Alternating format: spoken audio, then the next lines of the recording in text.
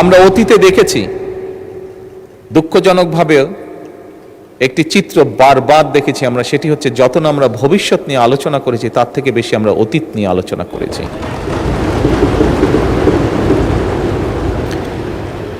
মাননীয় স্পিকার, আমি মনে করি আজকে দেশের প্রত্যেকটি মানুষ চায় যে আমরা ভবিষ্যৎ নিয়ে কথা বলবো।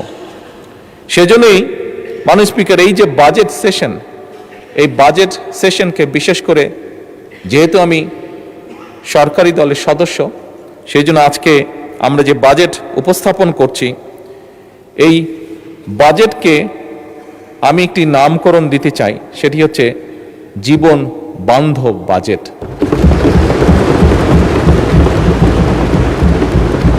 মাননীয় স্পিকার, বাস্তবতা হচ্ছে খুব স্বাভাবিকভাবে যেহেতু বাজেটটি সরকারি দল উপস্থাপন করছে, আমরা স্বাভাবিকভাবেই চেষ্টা করব যে একটি সুন্দর, একটি স্বাভাবিক, একটি বাস্তবমুখী বাজেট উপস্থাপন করার জন্য। আমি বুঝি, আমি জানি, আমরা যে যত সুন্দর বাজেটই উপস্থাপন করি, যে যেটাই বলি না কেন, আমার মনে হয় এই কথাটিও বোধহয় মাননীয় বিরোধী দলের নেতা বলেছেন, যাই আমরা উপস্থাপন করি না কেন সবকিছু কোনটা দিলেই যে সবকিছু একদম ঠিক হয়ে যাবে তা নয়, তা নয়। বাস্তবতা অনেক কঠিন।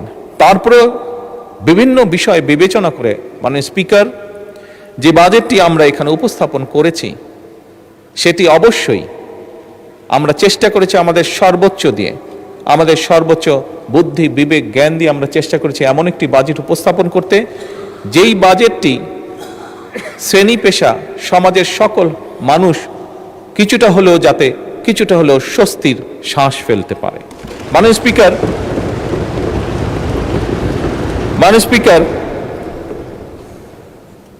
এই বাজেটটি যেদিন উপস্থাপন করা হয়, মাননীয় অর্থমন্ত্রী যখন বাজেটটি উপস্থাপন করেছিলেন, অনেকগুলো বিষয়ের মধ্যে আমরা দেখেছিলাম সেদিন আমাদের বোনেরা একটি বিষয়ে জানার পরে অত্যন্তভাবে শুভেচ্ছা, অত্যন্ত জোরালোভাবে শুভেচ্ছা জানিয়েছেন উভয় পক্ষের। সেটা হচ্ছে যে নিত্য প্রয়োজনীয় যেসব জিনিস আছে, নিত্য প্রয়োজনীয় বলতে যা আমরা সাধারণত বুঝে থাকি, এরকম 61টি পণ্যের উপর বলা যায় সম্পূর্ণভাবে আগে যা ট্যাক্স ছিল সেগুলো প্রত্যাহার করে নেওয়া হয়েছিল।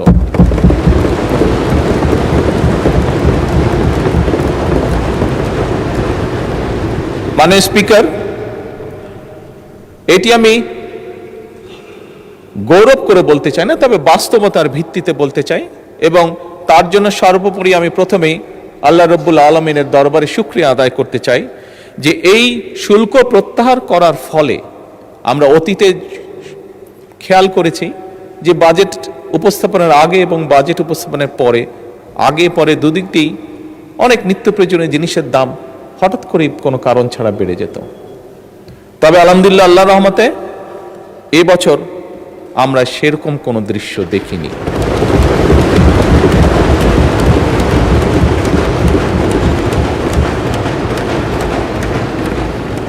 মাননীয় স্পিকার,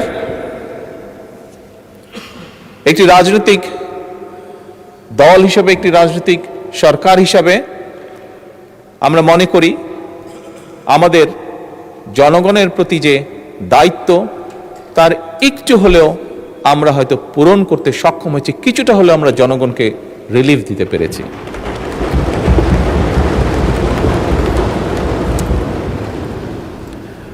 মাননীয় স্পিকার, আমাদের সকলের জানা আছে, গতকালকে এখানে বিরোধী দলের চিফ হুইপ ওনার বক্তব্যে উনি উল্লেখ করেছিলেন যে কোন প্রেক্ষাপটে এই সংসদ, এই সরকার গঠিত হয়েছে। মাননীয় স্পিকার, আমরা সরকার পরিচালনার দায়িত্ব যখন গ্রহণ করেছিলাম, আমরা একটি ভঙ্গুর অর্থনীতি পেয়েছিলাম।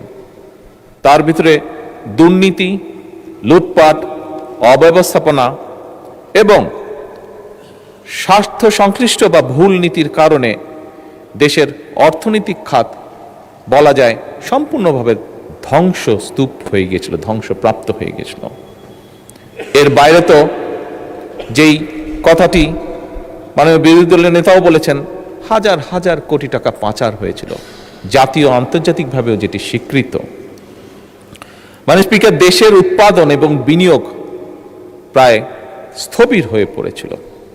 ইনফ্লেশন বা মূল্যস্ফীতি কি অবস্থায় পৌঁছে গিয়েছিল আজ থেকে 2-2.5 বছর আগে, সেটি বোধহয় আমরা সকলেই হাড়ে হাড়ে টের পেয়েছিলাম। মাননীয় স্পিকার, পুঁজি বাজার অর্থনীতির সাথে সংশ্লিষ্ট একটি অত্যন্ত গুরুত্বপূর্ণ সেক্টর। এই সেক্টরে এমন অবস্থা গিয়েছে সর্বস্ব হারিয়ে মানুষ আত্মহত্যাও করেছিল, অথচ কোটি সংখ্যক মানুষ কিভাবে অসহায় মানুষের অর্থকে আত্মসাৎ করেছিল। বৈদেশিক মুদ্রার রিজার্ভ হাজার কোটি টাকা পাচারের মাধ্যমে এবং অপচয়ের মাধ্যমে বৈদেশিক মুদ্রার রিজার্ভ কি ভয়াবহ অবস্থায় পৌঁছেছিল সেটি নিশ্চয়ই কারো অজানা নয়। মাননীয় স্পিকার, টাকার যে এক্সচেঞ্জ বা হার হ্রাস এটি 40% নেমে গিয়েছিল। এর বাইরে আমরা দেখেছি সেই সময়, যদি আমরা উল্লেখ করে থাকি, কম বেশি অনেকেই বলবেন, অনেকেরই ধারণা আছে, বেশ কিছু প্রজেক্ট যেটিকে বলা যায় ভ্যানিটি প্রজেক্ট, এই প্রজেক্টগুলো গ্রহণ করার মাধ্যমে অহেতুকভাবে দেশি বিদেশি ঋণ গ্রহণ করা হয়েছিল, যা এখন জাতির উপরে বোঝা হয়ে দাঁড়িয়েছে। এখান থেকে রেভিনিউ কালেক্ট হয় না, ফলে বাড়তি বাইরে থেকে টাকা দিয়ে এই বৈদেশিক ঋণগুলোকে শোধ করতে হচ্ছে, এবং শুধু অল্প সময় না, লম্বা একটি সময় ধরে আগামীতে হয়তো জাতিকে এই বোঝা টানতে হবে। মাননীয় স্পিকার, আমরা এই সংক্ষেপে যে সংকটের কথা আমি বললাম, এই সংকট আছে, আমরা সংকটকে অস্বীকার করতে চাই না। অস্বীকার করে আমরা সংকটকে অস্বীকার করে আমরা থাকতেও পারবো না, এটি বোকামি হবে। তবে একই সাথে মাননীয় স্পিকার, সংকটকে আমরা অজুহাতও বানাতে চাই না, এবং সেজন্যই মাননীয় বিরোধী দলের নেতার সাথে আমি সম্পূর্ণভাবে একমত। আমরা জনগণকে সাথে নিয়ে রাজনৈতিক সদিচ্ছা এবং কার্যকর নীতির মাধ্যমেই আমরা যে সংকট, এই সংকটকে আমরা সফলভাবে মোকাবেলা করতে চাই। মাননীয় স্পিকার, মাননীয় স্পিকার, সরকারের যাত্রা শুরু হয়েছিল 18ই ফেব্রুয়ারি। যাত্রা শুরু করার সাথে সাথে, কাজ শুরু করার সাথে সাথেই আমাদেরকে রমজান যেরকম ম্যানেজ করতে সামাল দিতে হয়েছে, যাতে করে নিত্য প্রয়োজনীয় সকল কিছু মানুষের ক্রয় ক্ষমতার ভিতরে অন্তত থাকে যতটুকু সম্ভব। একই সাথে মাননীয় স্পিকার, এই ভঙ্গুর যে অর্থনীতির সংক্ষেপ চিত্র আমি তুলে ধরলাম, যা সম্পর্কে আমাদের প্রত্যেকের কম বেশি ধারণা আছে, এইটি সাথে নিয়ে আমাদেরকে হঠাৎ করে মধ্যপ্রাচ্য সংকটকেও মোকাবেলা করতে হয়েছে, এবং আমরা দেখেছি কিছু মানুষ খুব কষ্টের শিকার যারা হয়েছেন। হঠাৎ করে তেলের যেই সমস্যাটা সারা বিশ্বে তৈরি হয়েছিল, এবং সেই তেলের যোগান দিতে গিয়ে আমাদের অর্থনীতির উপর একটি বিশাল চাপ তৈরি হয়েছিল, এবং এই বিশাল চাপটি যে তৈরি হয়েছিল মাননীয় স্পিকার, এটি নিশ্চয়ই আমরা পত্রপত্রিকা বা সোশ্যাল মিডিয়ার মাধ্যমে দেখেছি, সাধারণ মানুষই সেটি বুঝেছেন। সেটি বোঝার জন্য কোনো বড় অর্থনীতিবিদ হওয়ার প্রয়োজন নেই। মাননীয় স্পিকার, এরকম একটি পরিস্থিতির ভিতর দিয়েই আমাদেরকে আজকের এই বাজেটকে প্রণয়ন করতে হচ্ছে, এই বাজেটকে উপস্থাপন করতে, এই বাজেটকে তৈরি করতে হয়েছে। মাননীয় স্পিকার, বিভিন্ন অর্থনৈতিক সংকট, দুর্নীতি, পাচার সবকিছুকে সামনে রেখেই এই বাজেট আমাদেরকে প্রণয়ন করতে হয়েছে। মাননীয় স্পিকার, আগেই আমি বলেছি যে আমরা একটি রাজনৈতিক দল। 12ই ফেব্রুয়ারি অবাধ এবং সুষ্ঠু নির্বাচনের মাধ্যমে বাংলাদেশের মানুষ আমাদেরকে দায়িত্ব অর্পণ করেছে, আমাদেরকে তারা দায়িত্ব দিয়েছে। তারা যাকে যেখানে, এই দেশের মানুষ যাকে যেখানে এই মুহূর্তে সঠিক মনে করেছে, তাকে দায়িত্ব দিয়ে সেখানেই তারা পাঠিয়েছে। মাননীয় স্পিকার, যে আস্থা মানুষ আমাদের উপরে রেখেছে, সেই আস্থা বা দায়িত্ব রক্ষা করা, পালন করা আমাদের পবিত্র দায়িত্ব, এবং দেশের স্বার্থ রক্ষায় আমাদের প্রথম দর্শন হলো সবার আগে বাংলাদেশ।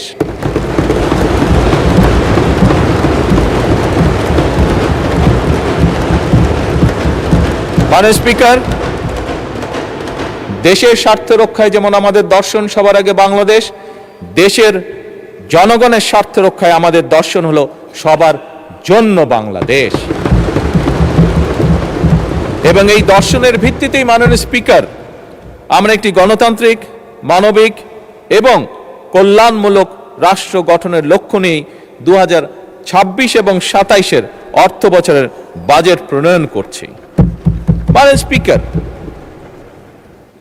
স্বাভাবিক জনসংখ্যা বাড়ছে, অর্থনীতি বাড়ছে, মানুষের সকল অবস্থার সিচুয়েশনের পরিবর্তন ঘটছে এবং স্বাভাবিকভাবেই প্রয়োজনীয়তা অনুযায়ী, বাস্তব প্রয়োজনীয়তা অনুযায়ী বাজেট বড়ই দিতে হয়েছে।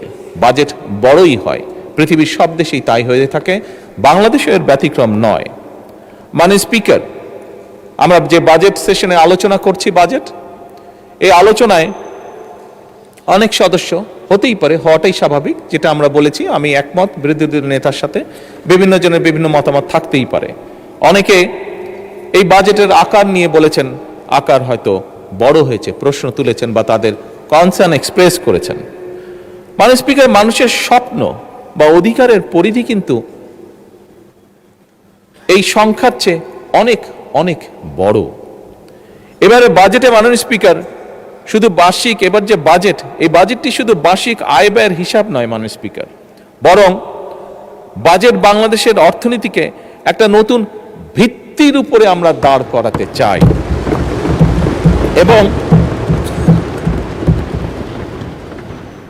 এবং সেজন্যই মাননীয় অর্থ এবং পরিকল্পনা মন্ত্রী জাতীয় সংসদে গণতান্ত্রিক, মানবিক ও অন্তর্ভুক্তিমূলক অর্থনীতির অভিযাত্রা শিরোনামে এই বাজেটটিকে উপস্থাপন করেছেন ওনার বক্তব্যে।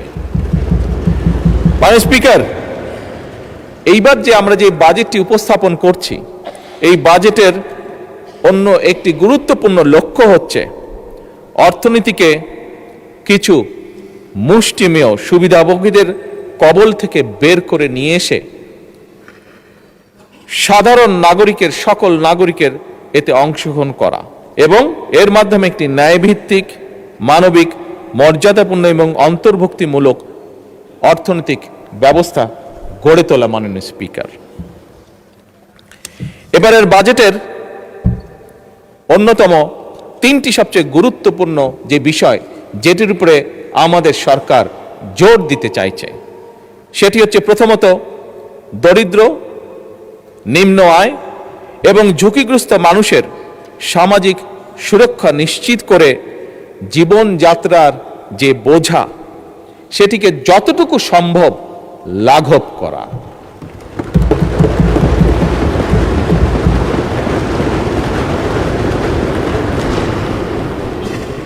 মাননীয় স্পিকার, মাননীয় বিরোধী দলের নেতা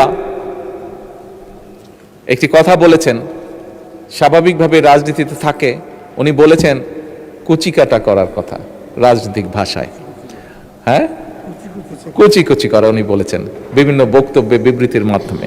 মাননীয় স্পিকার, হয়তো রাজনীতির একটি অংশ এটি, তবে মাননীয় স্পিকার, আমরা দেখেছি স্বৈরাচারের সময়, আমরা দেখেছি এই বাংলাদেশের অর্থনীতিকে কিভাবে কুচি কুচি করা হয়েছে বিভিন্ন ব্যক্তির স্বার্থে, বিভিন্ন ব্যক্তি, বিভিন্ন হাউজের স্বার্থে এই অর্থনীতিকে কিভাবে কুচি কুচি করে করা হয়েছে। মাননীয় স্পিকার, এবারকার বাজেটের অন্যতম মূল লক্ষ্য হচ্ছে অর্থনীতিতে ধীরে ধীরে শৃঙ্খলাকে ফিরিয়ে নিয়ে আসা।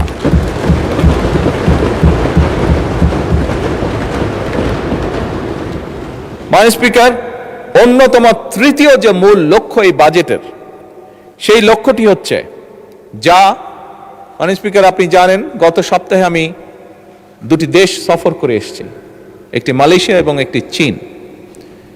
একটি আন্তর্জাতিক গণমাধ্যম তাদের পর্যালোচনায় বলেছে যে এবারকার সফরটির লক্ষ্য, উদ্দেশ্য, কথাবার্তা শুনে মনে হচ্ছে যে বাংলাদেশ সরকার এই দেশের অর্থনীতির উপরে জোর দিয়েছে এবং বিনিয়োগের উপরে তারা জোর দিয়েছে। এটি হচ্ছে তাদের একটি আন্তর্জাতিক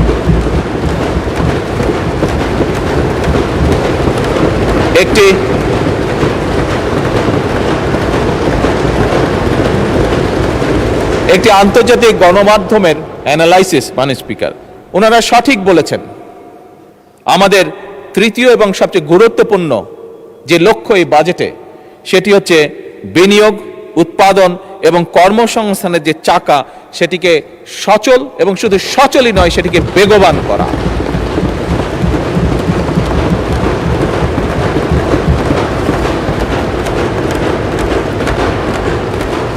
মাননীয় স্পিকার, 2026-27 অর্থ বছরের যে বাজেটের আকার ধরা হয়েছে সেটি হচ্ছে 9,38,000 কোটি টাকা, যার বিপরীতে আয় ধরা হয়েছে, রাজস্ব আয় ধরা হয়েছে 6,95,000 কোটি টাকা।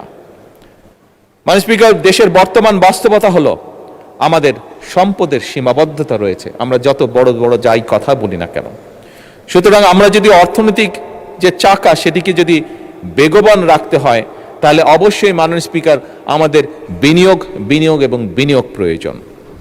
এবং এজন্যই আমরা বিনিয়োগ নির্ভর অর্থনীতি গড়ার কাজ আমরা হাতে নিয়েছি, আমরা উদ্যোগ গ্রহণ করেছি, ইনভেস্টমেন্ট।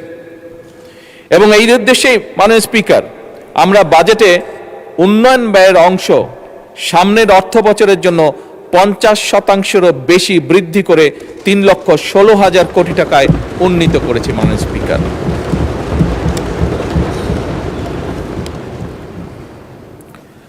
আবারও আমি মাননীয় বিরোধী দলের একটি কথাকে কোট করে বলতে চাই যে আমাদের লক্ষ্যই হচ্ছে জনগণের অর্থ জনগণের কল্যাণে, উৎপাদনশীল খাতে ব্যয় হবে, এটিই আমাদের নীতি, এটি আমাদের লক্ষ্য।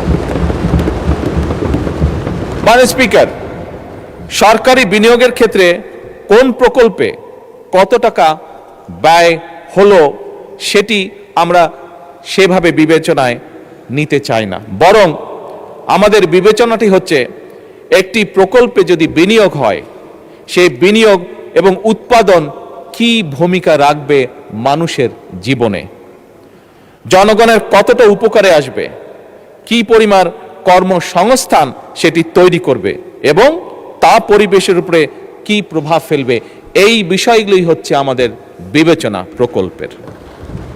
আমাদের অর্থনৈতিক কৌশল 3টি ধাপে আমরা বাস্তবায়ন করতে চাই। মাননীয় স্পিকার, প্রথমটি হচ্ছে পুনরুদ্ধার, উত্তরণ ও পুনর্গঠন।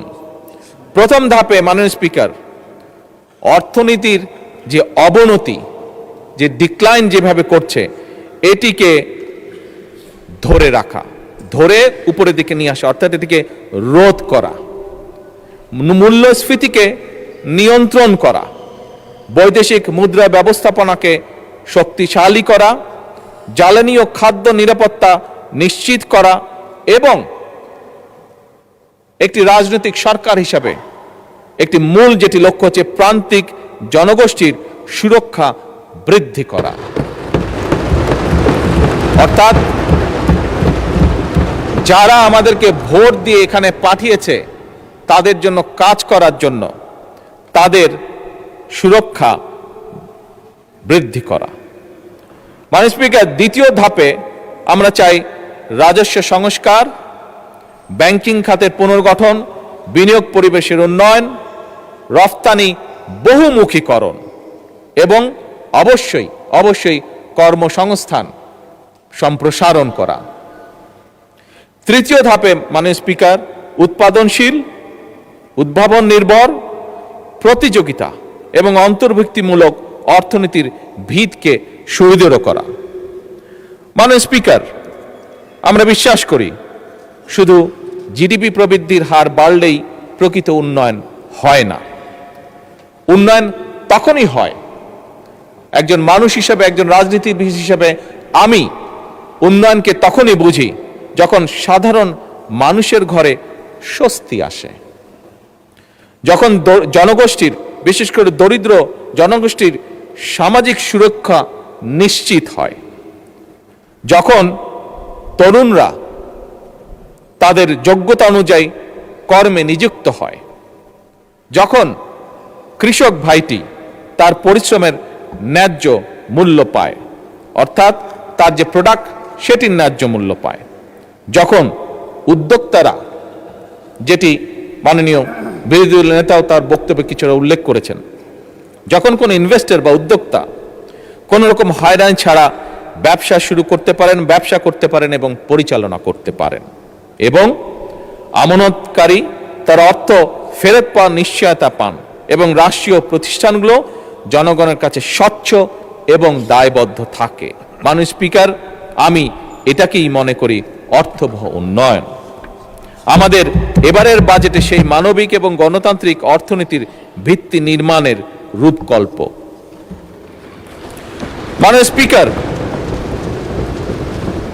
মাননীয় স্পিকার, স্বাভাবিকভাবেই অর্থনীতি একটি সিরিয়াস ম্যাটার।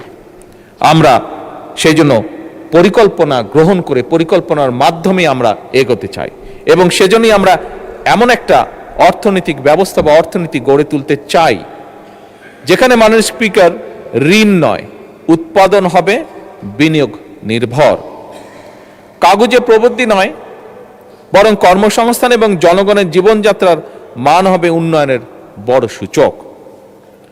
মাননীয় স্পিকার, বাংলাদেশ, যে বাংলাদেশকে নিয়ে আমরা অনেক কিছু ভাবি, অনেক চিন্তা করি, এমন একটি বাংলাদেশকে আমরা গড়তে চাই, এমন একটি বাংলাদেশকে আমরা গড়ে তুলতে চাই যেখানে আমাদের তরুণরা তারা চাকরির জন্য বছরের পর বছর অপেক্ষা করবে না, বরং তার মেধা, দক্ষতা এবং উদ্যোক্তা দিয়ে তার যে উদ্যমী যেই শক্তিটি আছে সেটি দিয়ে নিজেই নিজের কর্মসংস্থান সৃষ্টি করতে পারবে। এবং মাননীয় স্পিকার, সে কারণেই আপনি খেয়াল করে দেখবেন এবারের বাজেটে আমরা যেটি চেষ্টা করেছি, মাননীয় স্পিকার, 100% সফল এখনো হয়তো আমরা হতে পারিনি, কিন্তু আমরা যে উদ্যোগটা গ্রহণ করেছি, যে চেষ্টা করেছি, সেটি হচ্ছে দেশীয় শিল্পকে বিকাশের জন্য আমরা সব রকম প্রাধান্য দেওয়ার চেষ্টা করেছি, এবং একই সাথে মাননীয় স্পিকার, নতুন কর্মসংস্থান যেখানে যে সেক্টরে সৃষ্টি হতে পারে সেটির পথ আমরা সুগম করার চেষ্টা করেছি। মাননীয় স্পিকার, আমাদের লক্ষ্য, আগেও বলেছি মাননীয় স্পিকার, আমাদের লক্ষ্য হচ্ছে একটা বাংলাদেশ তৈরি করে যেটা হবে উৎপাদনমুখী দেশ, রফতানিমুখী এবং উদ্ভাবন নির্ভর অর্থনীতি তৈরি করা আমাদের। এবং এ কারণেই কিন্তু মাননীয় স্পিকার, এখানেও আমি বলেছি, আমাদের শিল্পমন্ত্রী ওনার একটি বক্তব্যে কয়েকদিন আগে বলেছেন, আমরা যে সকল বাস্তবায়নের জন্য এই অর্থনীতির যে গতি চাকা, এটিকে বেগবান করার জন্য মাননীয় স্পিকার, আমরা বন্ধ এবং রুগ্ন যে শিল্প কারখানাগুলো আছে সেগুলো চালু করার বিভিন্ন রকম উদ্যোগ আমরা গ্রহণ করেছি। মাননীয় স্পিকার, নতুন শিল্প স্থাপনে সহায়তা প্রদানের আমরা চেষ্টা করছি, দেশীয় এবং বিদেশি বিনিয়োগকে আকৃষ্ট করা, এবং একই সাথে মাননীয় স্পিকার, শিল্প অঞ্চল ভিত্তিক কর্মসংস্থান নতুন সুযোগ যাতে সৃষ্টি করতে পারে সেটাও আমরা চেষ্টা করছি। মাননীয় স্পিকার, একটু আগে বিরোধী দলের নেতা উল্লেখ করেছেন, আপনি উল্লেখ করেছেন, এবং আমাদের এখানে সংসদ সদস্য আছেন জনাব পার্থ, উনিও ওনার বক্তব্যে বলেছেন ওনাদের এলাকার কথা, আপনারা তিনজনই বলেছেন ভোলার কথা। মাননীয় স্পিকার, যেহেতু এই বিষয়টি এসছে, আমি ওদিন বলেছিলাম যে একটি পরিকল্পনা আমাদের আছে, যেহেতু ওখানে গ্যাস পাওয়া গিয়েছে, এনার্জি পাওয়া গেছে, আমরা ওখানে শিল্প পার্ক তৈরি করতে পারি কিনা সেই ব্যবস্থা পরিকল্পনা অলরেডি আমরা গ্রহণ করছি।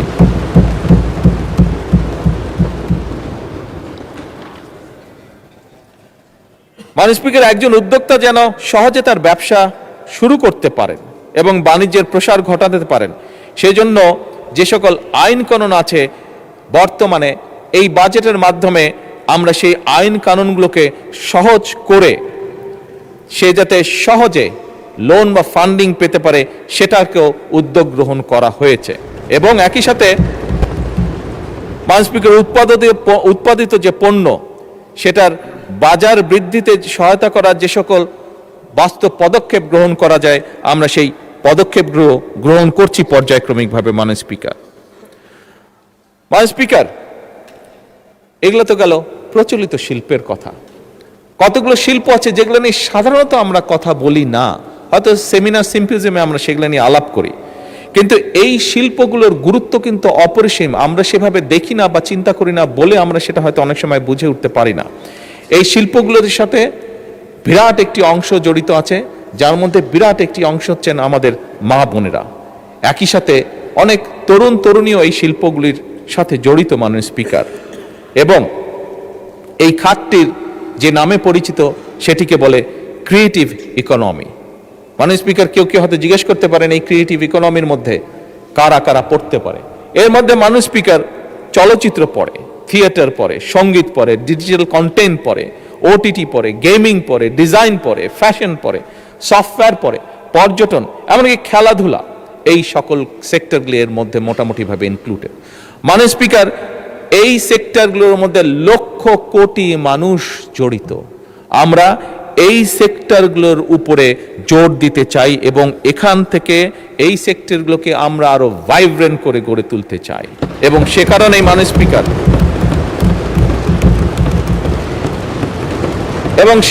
মাননীয় স্পিকার, এই খাতগুলোকে আমরা অর্থনীতির মূল ও স্রোতধারায় নিয়ে আসার উদ্যোগ গ্রহণ করেছি, সিদ্ধান্ত গ্রহণ করেছি মাননীয় স্পিকার। যা আমরা বিশ্বাস করি দেশের শুধু ভিতরের অর্থনীতি নয়, যা আমাদেরকে বৈদেশিক মুদ্রা অর্জনে সহযোগিতা করবে, যা আমাদেরকে অনেক ডাইরেক্ট এবং ইনডাইরেক্ট কর্মসংস্থানের সুযোগ সৃষ্টি করবে। মাননীয় স্পিকার, সরকার একদিকে পেশাদার খেলোয়াড় তৈরি করতে চায়।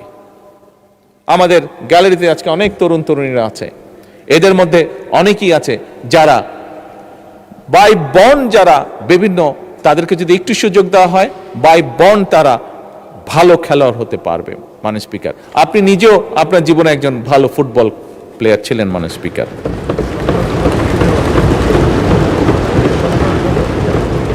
স্পিকার, এই লক্ষ্যে ক্রীড়ার বিভিন্ন ইভেন্টে দেশে বিদেশে সাফল্য অর্জনকারী যে খেলোয়াড় আছে, মাননীয় স্পিকার, এইবারই প্রথমবারের মতন আমরা একটা জাতীয় সম্মানী কাঠামোর আয়তায় এদেরকে নিয়ে এসেছি এবং তাদেরকে আমরা অর্থনৈতিক সহায়তা প্রদান করছি।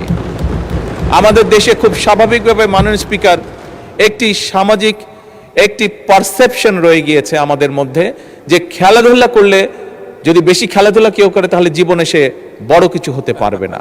কিন্তু মাননীয় স্পিকার, খেলাধুলাও যে একটি প্রফেশন হতে পারে, এটি আমার মনে হয় এই সংসদে বোধহয় আপনি খুব হাতে গোনা দু একজনের মধ্যে আপনি একজন মানুষ যে ভালো করে জানেন যে খেলাধুলা ক্যান বিকাম এ প্রফেশন।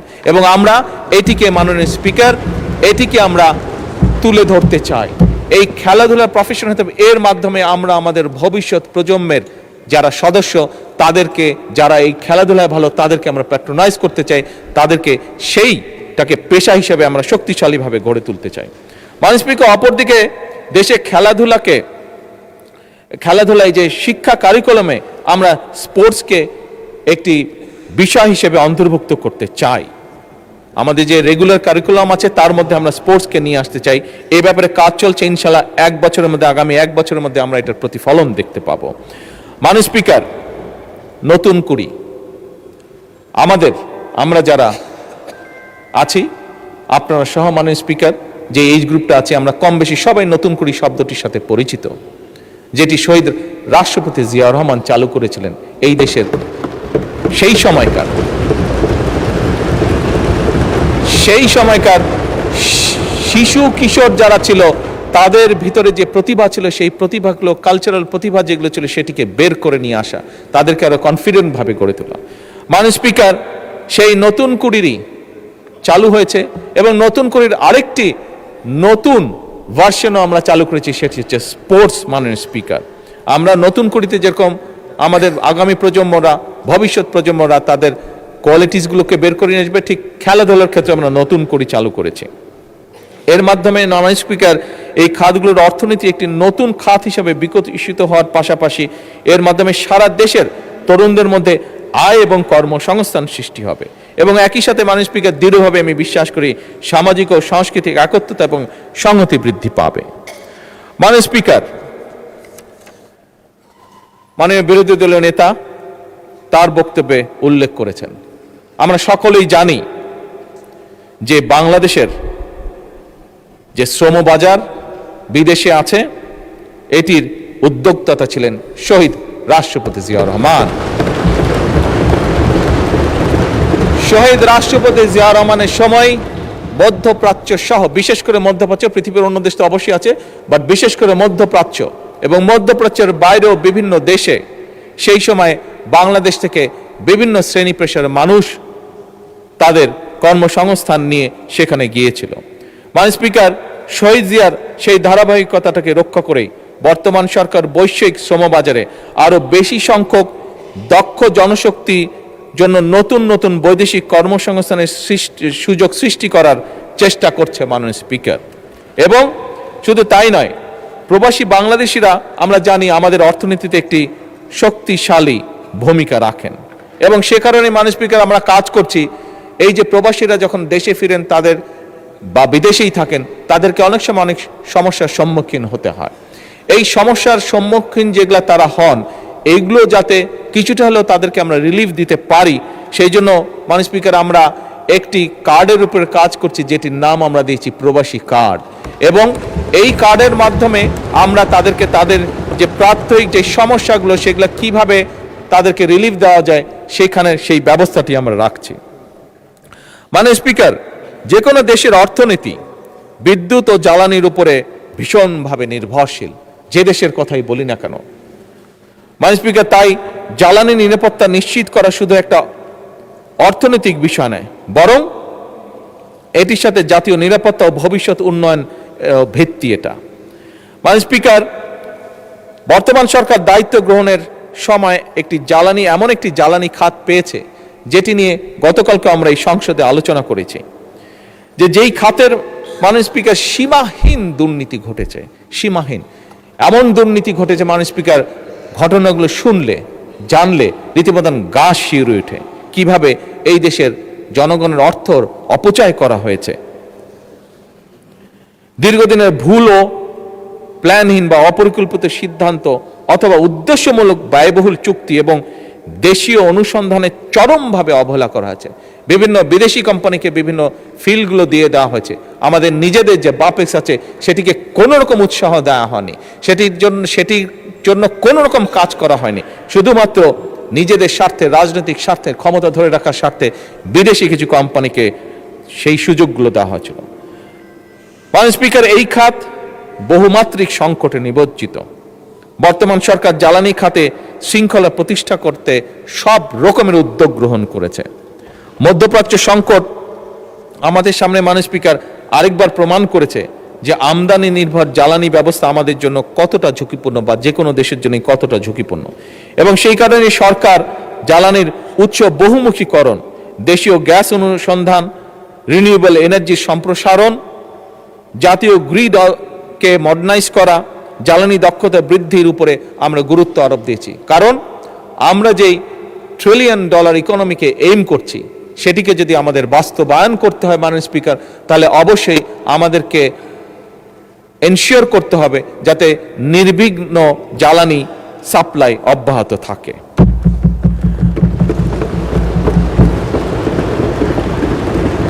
মাননীয় স্পিকার, বাংলাদেশ একসময় বাংলাদেশের অর্থনীতি বলতে প্রথমেই যেই চিত্রটি বা যেই সেক্টরটি আমাদের সামনে উঠে আসতো সেটি হচ্ছে কৃষি। এই অর্থনীতিকে, কৃষি নির্ভর যে অর্থনীতি আমাদের, এটিকে চাঙ্গা রাখার এছাড়া আমাদের কোনো বিকল্প আমাদের সামনে নেই। এবং সেজন্যই মাননীয় স্পিকার, কৃষি এবং কৃষককে বাঁচানোর জন্য এই সরকার যতটুকু যা করা প্রয়োজন একটি সরকারের পক্ষে আমরা আমাদের অবস্থান থেকে চেষ্টা করছি প্রত্যেকটি ব্যবস্থা গ্রহণ করার জন্য। এবং সে কারণেই মাননীয় স্পিকার, সে কারণেই নিশ্চয়ই এখানে আপনি সহ সকল সংসদ সদস্যের মনে আছে নির্বাচনের সময় আমরা এই দেশের কৃষক ভাইদের কাছে একটি ওয়াদা করেছিলাম যে আমরা যদি সরকার গঠনে সক্ষম হই তাহলে সেই সময় 10,000 টাকা পর্যন্ত কৃষি ঋণ যাদের ছিল সুদ সহ সেই ঋণ আমরা মওকুফ করব। মাননীয় স্পিকার, আল্লাহ রাব্বুল আলামিনের কাছে অশেষ কৃতজ্ঞতা প্রকাশ করি। আল্লাহ রাব্বুল আলামিন আমাদেরকে সেই সুযোগটা দিয়েছেন এবং সরকার গঠন করার প্রথম সপ্তাহে প্রথম ক্যাবিনেট মিটিংয়েই আমরা সিদ্ধান্ত গ্রহণ করে 10,000 টাকা পর্যন্ত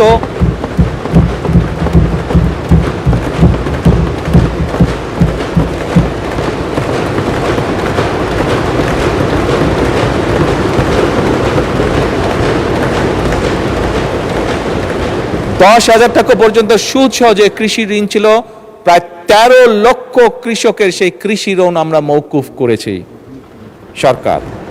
মাননীয় স্পিকার, আমরা আরেকটি কমিটমেন্ট করেছিলাম এই দেশের কৃষক ভাইদের কাছে যে তাদেরকে সহায়তা করার জন্য, তাদের পাশে দাঁড়ানোর জন্য সরকার তার সর্বোচ্চ সামর্থ্য নিয়ে তাদেরকে একটি কার্ড পৌঁছে দিতে চায়, যার মাধ্যমে বাৎসরিক তাদের কাছে সরাসরি সরকারের পক্ষ থেকে 2,500 টাকা পৌঁছে যাবে, যার মাধ্যমে তারা কিছুটা হলেও রিলিফ পাবে। মাননীয়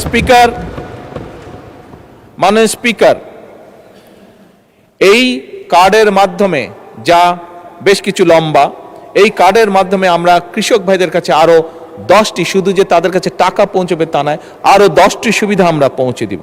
এবং মাননীয় স্পিকার, আপনি জানলে খুশি হবেন যে আগামী অর্থাৎ 2026-27 অর্থ বছরে ইনশাল্লাহ আমরা দেশের প্রায় 43 লক্ষ কৃষকের কাছে এই কার্ড পৌঁছে দেওয়ার পরিকল্পনা গ্রহণ করেছি।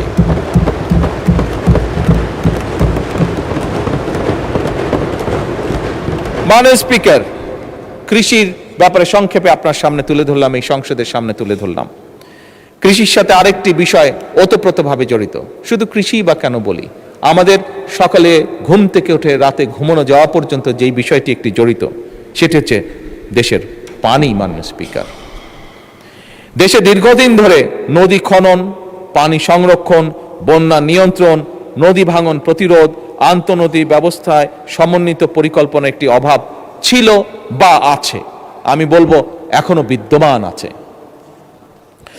মাননীয় স্পিকার, সুতরাং নদীর যে নাব্যতা, প্রায় আমরা দেখি নদীগুলোতে হয় বন্যা হচ্ছে অথবা নদীগুলোতে পানি শুকিয়েছে। সবকিছু মিলে নদীর যে নাব্যতা, এটি ফিরিয়ে এনে, এগুলোকে খনন করার মাধ্যমে এগুলোকে ফিরিয়ে এনে দেশে বন্যা খরা থেকে মুক্ত রেখে, একই সাথে মাননীয় স্পিকার, সারা বছর যাতে আমাদের কৃষক ভাইরা, মাননীয় স্পিকার, আমি এমন জায়গায়ও গিয়েছি যেখানে বর্ষাকালেও, যেখানে পানি থই থই করে বর্ষাকালে, সেখানেও আমরা দেখেছি অনেক খালে পানি থই থই করছে, কিন্তু খাল থেকে কিছু দূরে কৃষক পানির অভাবে তার জমিতে সেচ দিতে পারছে না।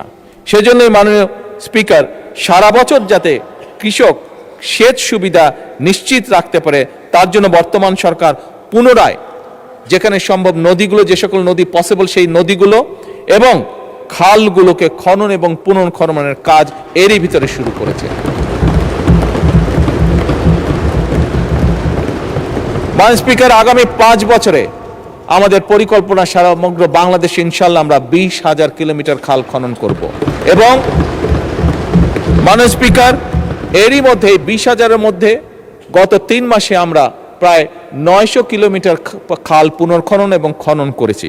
কিছু কিছু ক্ষেত্রে মাননীয় স্পিকার আমরা কমপ্লেন পেয়েছি, সেগুলোকে আমরা দেখছি, দরকার হলে সেগুলো আবার আমরা হাতে নিব সেই কাজগুলো। মাননীয় স্পিকার, আমাদের সংসদ সদস্যরা, বিশেষ করে দেশের উত্তরাঞ্চল থেকে যে সকল সংসদ সদস্য নির্বাচিত হয়েছেন, সেটি রাজশাহী হোক অথবা সেটি রংপুর বিভাগ হোক না কেন, প্রত্যেকেরই দুটি বড় কনসার্ন হচ্ছে পানি, পদ্মা, তিস্তা। মাননীয় স্পিকার, বিএনপি সরকার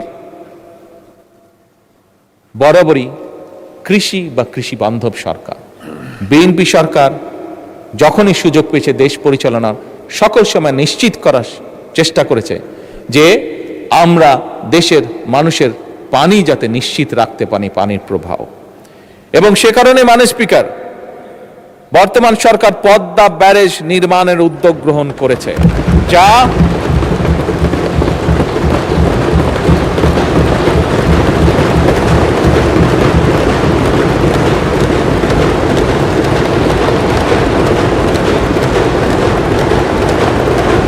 এই ব্যারেজ নির্মাণের মাধ্যমে বর্ষা মৌসুমে যে অতিরিক্ত পানি আমাদের কাছে আসে, সেই পানিটিকে আমরা ধরে রাখবো, যাতে করে শুষ্ক মৌসুম এবং বছরের বাকি সময়টা আমরা কৃষক সহ সকলের কাছে পানি সরবরাহ করতে পারি। মাননীয় স্পিকার, এবার আমি আরেকটু উত্তরের দিকে চলে যাই এবং সেই উত্তরে অবস্থান করছে আমাদের তিস্তা। মাননীয় স্পিকার, জাতীয় অগ্রাধিকার ভিত্তিতে ইনশাল্লাহ এই সরকার যে কোনো মূল্যে তিস্তা ব্যারেজ মহাপরিকল্পনা বাস্তবায়ন করবে।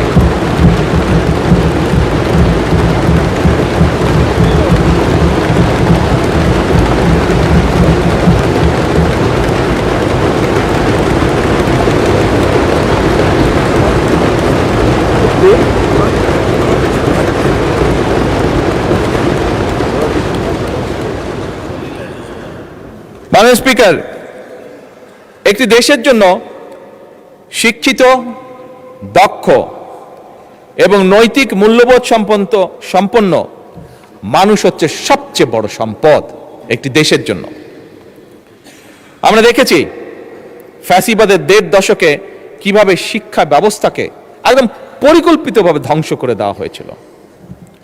মাননীয় স্পিকার, আমরা এডুকেশন ফার্স্ট, মাননীয় স্পিকার আপনি জানেন ভালো করে, কয়েকদিন আগে আমি যখন মালয়েশিয়া ট্যুরে গিয়েছিলাম, এয়ারপোর্ট থেকে যখন আমরা শহরে যাচ্ছি, আমাদেরকে যখন নিয়ে যাচ্ছে, তখন এয়ারপোর্ট থেকে বেরোতেই বিশাল বড় এক সাইনবোর্ড, সেই সাইনবোর্ডের মধ্যে লেখা ছিল এডুকেশন ফার্স্ট।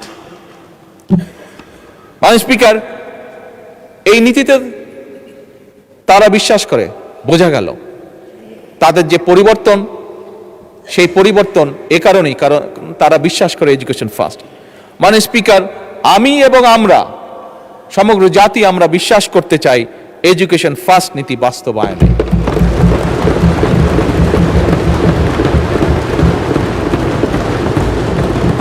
এবং সে কারণে মাননীয় স্পিকার, প্রস্তাবিত বাজেটে বর্তমান সরকার দেশের ইতিহাসে শিক্ষা খাতে সবচাইতে বেশি বরাদ্দ রেখেছে। এবং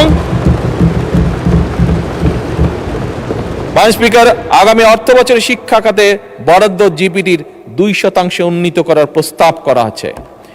এবং মাননীয় স্পিকার, আমরা আমাদের সর্বোচ্চ চেষ্টা দিয়ে, বর্তমান সরকার সর্বোচ্চ চেষ্টা দিয়ে, আমাদের লক্ষ্য থাকবে আগামী 5 বছরে শিক্ষা খাতের বিনিয়োগ জিডিপির 5% উন্নীত করা।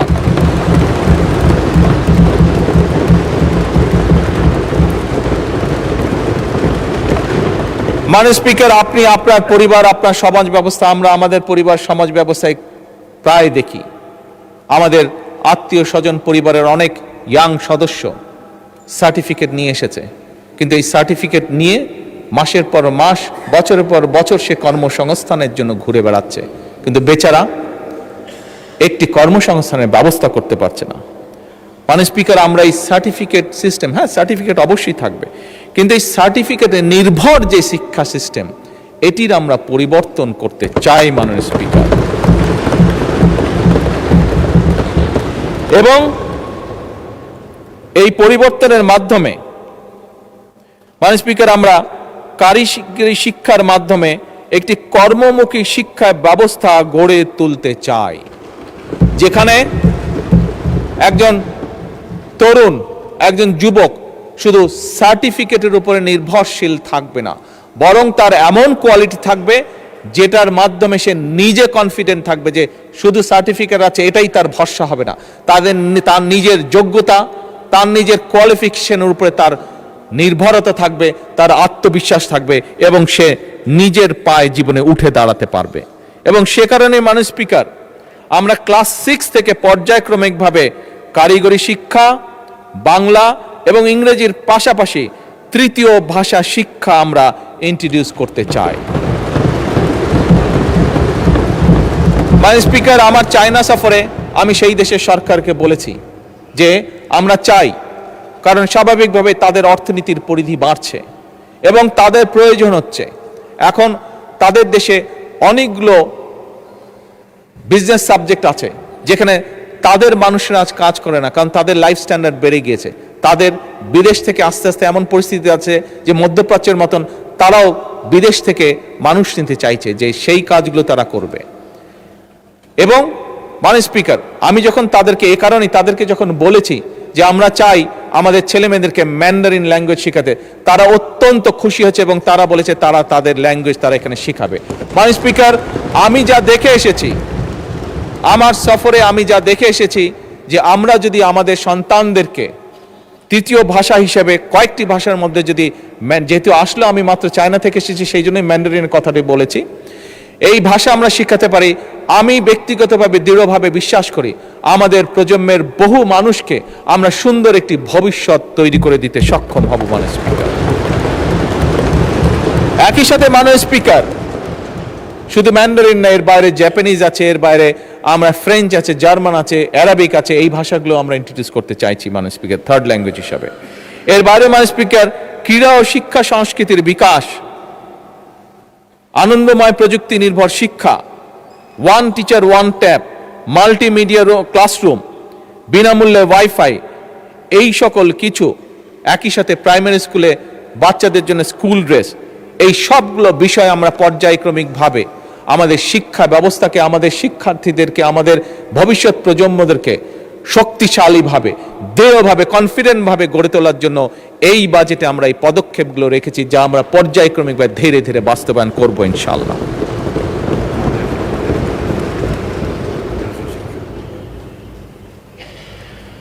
মাননীয় স্পিকার, শিক্ষা ব্যবস্থার মধ্যে একটি বিষয় মাননীয় বিরোধী নেতা উল্লেখ করেছেন, মাদ্রাসা শিক্ষা। মাননীয় স্পিকার, আমরা মাদ্রাসা শিক্ষার বাইরে যে রেগুলার শিক্ষা আছে সেটিকে যেভাবে গুরুত্ব সহকারে পর্যায়ক্রমিকভাবে পরিকল্পনার মধ্যে সাজিয়ে সামনে এগিয়ে নিতে যাচ্ছি, একইভাবে মাননীয় স্পিকার, মাদ্রাসা শিক্ষার ব্যাপারেও একইভাবে আমরা তাদেরকে সেই পরিকল্পনা নিয়ে ভিতরে নিয়ে এসে আমরা একইভাবে সেটিকেও তুলে নিয়ে যেতে চাইছি, যাতে একজন সন্তান সে মাদ্রাসায় পড়েছে বলেই যে সে শুধু একটি বিষয়ে পারদর্শী হবে তা না। একটি জেনারেল শিক্ষা ব্যবস্থার ছাত্র বা ছাত্রী যেভাবে পারদর্শী অন্যান্য বিষয়ে, মাদ্রাসা শিক্ষা যে সকল ছাত্র বা ছাত্রী থাকবে তারাও একইভাবে সমভাবে সেই সকল বিষয়ে পারদর্শী হবে। এই পরিকল্পনা নিয়ে মাননীয় স্পিকার আমরা এগোচ্ছি। মাননীয় স্পিকার, ছোটবেলা থেকে পড়ে এসেছি চিকিৎসা মানুষের মৌলিক অধিকার। মাননীয় স্পিকার, এই কথাটি আমি, আমার সহকর্মীবৃন্দ, আমার অর্থমন্ত্রী, আমরা এই কথাটি দৃঢ়ভাবে মনে প্রাণে বিশ্বাস করি এবং বিশ্বাস করি বলেই মাননীয় স্পিকার, এবার বাজেটে সরকার এই চিকিৎসা সেবার উপরে সর্বোচ্চ গুরুত্ব দিয়েছে এবং সর্বোচ্চ বাজেট আমরা অ্যালোকেট করেছি। মাননীয় স্পিকার, এই প্রস্তাবিত যে বাজেট, এই বাজেটে জিডিপির 1.2% প্রস্তাব করেছে এইবার, কিন্তু ঠিক একইভাবে মাননীয় স্পিকার, আগামী 5 বছরে শিক্ষায় যেরকম আমরা জিডিপির 5% বরাদ্দ করতে চাই পর্যায়ক্রমিকভাবে ধীরে ধীরে, একই সাথে আমরা মাননীয় স্পিকার স্বাস্থ্য সেবাতেও আমরা জিডিপির বরাদ্দের 5% পরিকল্পিতভাবে উন্নীত করতে চাই আগামী 5 বছরে। মাননীয় স্পিকার, স্বাস্থ্যেরই বড় অস্বাস্থ্যকর অবস্থা। মাননীয় বিরোধী দল নেতা একটু আগে ওনার বক্তব্যে বলেছেন, আমি ওনার সাথে 101% একমত। এবং সে কারণে মাননীয় স্পিকার, আমরা একটা স্বাস্থ্য ব্যবস্থা গড়ে তুলতে চাই, যেই স্বাস্থ্য ব্যবস্থায় আমরা সহজেই প্রত্যেকটা নাগরিকের মিনিমাম স্বাস্থ্য ব্যবস্থা নিশ্চিত করতে পারি, এই একটি স্বাস্থ্য ব্যবস্থা গড়ে তুলতে চাই। আমরা জানি গতকালকে এই পার্লামেন্টে আলোচনা হয়েছে যে আমাদের জনগণ, বিরাট সংখ্যক একটা জনগণ, পরিবারের কেউ যদি অসুস্থ হয় তার চিকিৎসা ব্যয় মিটাতে গিয়ে পরিবার নিঃস্ব হয়ে যায় একদম। এবং সেইটিকে লক্ষ্য রেখেই মাননীয় স্পিকার আমরা সিদ্ধান্ত গ্রহণ করেছি, গতকালকেই বাজেটে উপস্থাপন করা হয়েছে এবং তার বাইরে গতকালকে আমি এবং মাননীয় অর্থমন্ত্রী আলোচনা করে আমরা সিদ্ধান্ত নিয়েছি মাননীয় স্পিকার, যে যেটি আমরা আগেও বলেছি উপস্থাপনের দিন, বাজেট উপস্থাপনের দিন, যে ডায়ালিসিস ফিল্টার, হার্টের স্টেন্টিংয়ের যে স্টেন্ট সেটি, হার্টের valve, pacemaker, oxygenators, peripheral vascular stent, radio frequency ablation fiber, চোখের লেন্স, ক্যান্সার চিকিৎসার যে কাঁচা মাল। মানে স্পিকার, এইগুলির উপরে ভ্যাট এবং ট্যাক্স যতটুকু সম্ভব ম্যাক্সিমাম কমানো যায় আমরা সেই উদ্যোগ গ্রহণ করছি মানে স্পিকার। এবং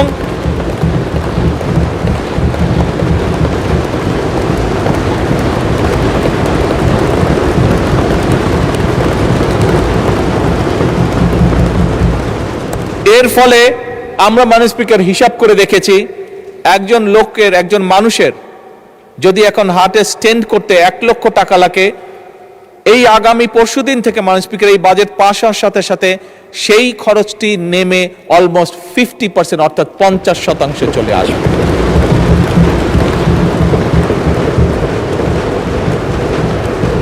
মাননীয় স্পিকার, আমার বক্তব্য শুরু করার আগেই বলেছি, আমাদের বাজেটের মূল লক্ষ্যই হচ্ছে, আমরা যেহেতু রাজনীতি করি, আমরা যেহেতু রাজনৈতিক দল, আমাদের মূল লক্ষ্যই হচ্ছে যতটুকু সম্ভব দেশের মানুষকে রিলিফ দেওয়া, শ্রেণী বর্ণ নির্বিশেষে সকলকে।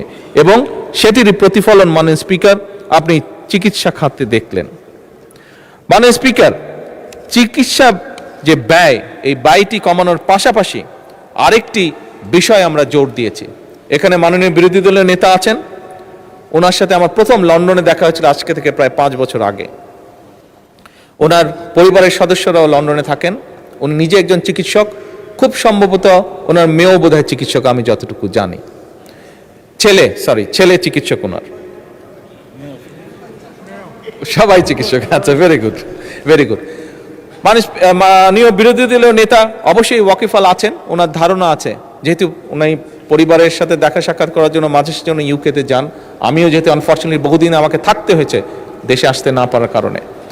মাননীয় স্পিকার, ইউকের মতন দেশে একটি রিচ কান্ট্রিও দেশের মানুষের স্বাস্থ্যসেবা নিশ্চিত করতে গিয়ে তারা রীতিমতন হিমশিম খাচ্ছে, এবং সে কারণেই তারা এখন একটি নতুন উদ্যোগ গ্রহণ করেছে, এবং সেটা শুধু ইউকেতেই নয়, অল ওভার ইউরোপে এই উদ্যোগটা তারা গ্রহণ করেছে। সেটা হচ্ছে প্রিভেনশন, অর্থাৎ সেটি এখন তারা ইউরোপিয়ান সরকারগুলো প্রিভেনশনের উপর জোর দিচ্ছে। অর্থাৎ একটি মানুষ, হিসাব করে দেখা গিয়েছে যে একটি মানুষ যদি অসুস্থ হয়, যেহেতু ওইসব দেশে সরকার সর্বোচ্চ সবকিছু বহন করে একটি মানুষকে চিকিৎসা দেওয়ার জন্য, সেজন্য তারা হিসাব করে দেখেছে যে একটা মানুষ যদি অসুস্থ হয়, তাকে চিকিৎসা দেওয়া, তার পিছনে নার্স, ডাক্তার, হসপিটালের বেড সবকিছু মিলে যে খরচ হয়, কিন্তু তাকে যদি প্রথমেই অ্যাওয়্যার করা যায় যে তুমি এই কাজগুলো থেকে যদি বিরত থাকো, তাহলে তুমি এইভাবে অসুস্থ থেকে দূরে থাকবে, অসুস্থ হওয়া থেকে বিরত থাকবে, দেখা গেছে হিসাব করে তাতে খরচ কম হয়।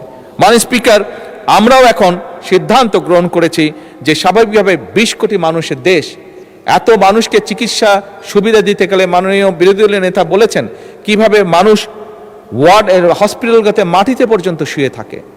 বিরোধী দলীয় নেতার জানার জন্য বলছি, আমার কাছে একটি স্ট্যাটিস্টিক্স আছে, এটি সবার জানার জন্য বলছি।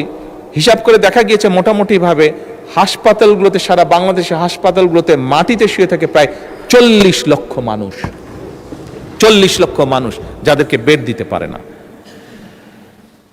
এখন এত বিশাল সংখ্যক জনসংখ্যার দেশ, স্বাভাবিকভাবে সরকারের, আমি বলেছি আমার বক্তব্যে, সরকারের সীমাবদ্ধতা আছে সম্পদের, রাষ্ট্রের সীমাবদ্ধতা আছে সম্পদের। সেজন্য আমরা উদ্যোগ গ্রহণ করেছি, আমরা মানুষকে বোঝাবো, মানুষকে অ্যাওয়্যার করবো যে কি অসুখ কাজ থেকে বিরত থাকলে, খাবার দাবার লাইফস্টাইল ফলো করলে অসুখ থেকে, অসুস্থ থেকে বিরত থাকা যায়, বেঁচে থাকা যায়, নিজে সুস্থ থাকা যায়।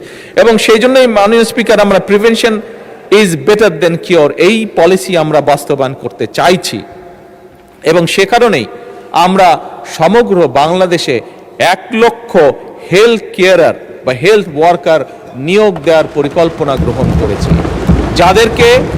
যারা গ্রামে গ্রামে ঘরে ঘরে যাবে, আমাদের মায়েদেরকে বোঝাবে, বোনেদেরকে বোঝাবে, কারণ মা বোনেরাই পরিবারের স্বাস্থ্য, খাবার দাবার, হাইজিন সবকিছু কম বেশি খেয়াল রাখেন। কাজেই কোন জিনিসটি খেলে হার্টের অসুখ থেকে দূরে থাকা যাবে, কোন জিনিসটি খেলে বা কোন জিনিসটি না খেলে কিডনির প্রবলেম থেকে দূরে থাকা যাবে, কোন জিনিসটি খেলে না খেলে প্রেশার বা অন্যান্য যাবতীয় অসুস্থ থেকে দূরে থাকা যাবে, এই হেলথ কেয়ারগুলো সেখানেই কাজ করবে। এবং আমরা আশা করি ধীরে ধীরে জনগণ এটির সুফলটি পাবে। ফলে এইখানে যদি রোগীর সংখ্যা কমে, আমরা হাসপাতালগুলোতে কিছুটা হলেও বেটার সার্ভিস তখন এনশিওর করতে পারবো। মাননীয় স্পিকার, অনেক সময় লাগবে। সরকার প্রতিটি শ্রেণী পেশার মানুষের জন্য সামাজিক সুরক্ষা বলয় নিশ্চিত করতে চায়। কারণ আমি একজন রাজনৈতিক কর্মী হিসাবে দৃঢ়ভাবে বিশ্বাস করি, মাননীয় স্পিকার, নাগরিকদের রাজনৈতিক এবং অর্থনৈতিকভাবে ক্ষমতাহীন রেখে রাষ্ট্র কখনোই শক্তিশালী হতে পারে না। রাষ্ট্রকে যদি শক্তিশালী করতে হয় তাহলে অবশ্যই একজন নাগরিককে রাজনৈতিকভাবে এবং অর্থনৈতিকভাবে তাকে শক্তিশালী হতে হবে। এবং এই কারণেই মাননীয় স্পিকার, বর্তমান সরকার সমাজে নারীদেরকে অর্থনৈতিকভাবে ক্ষমতায়ন বা এম্পাওয়ার্ড নিশ্চিত করতে চায়।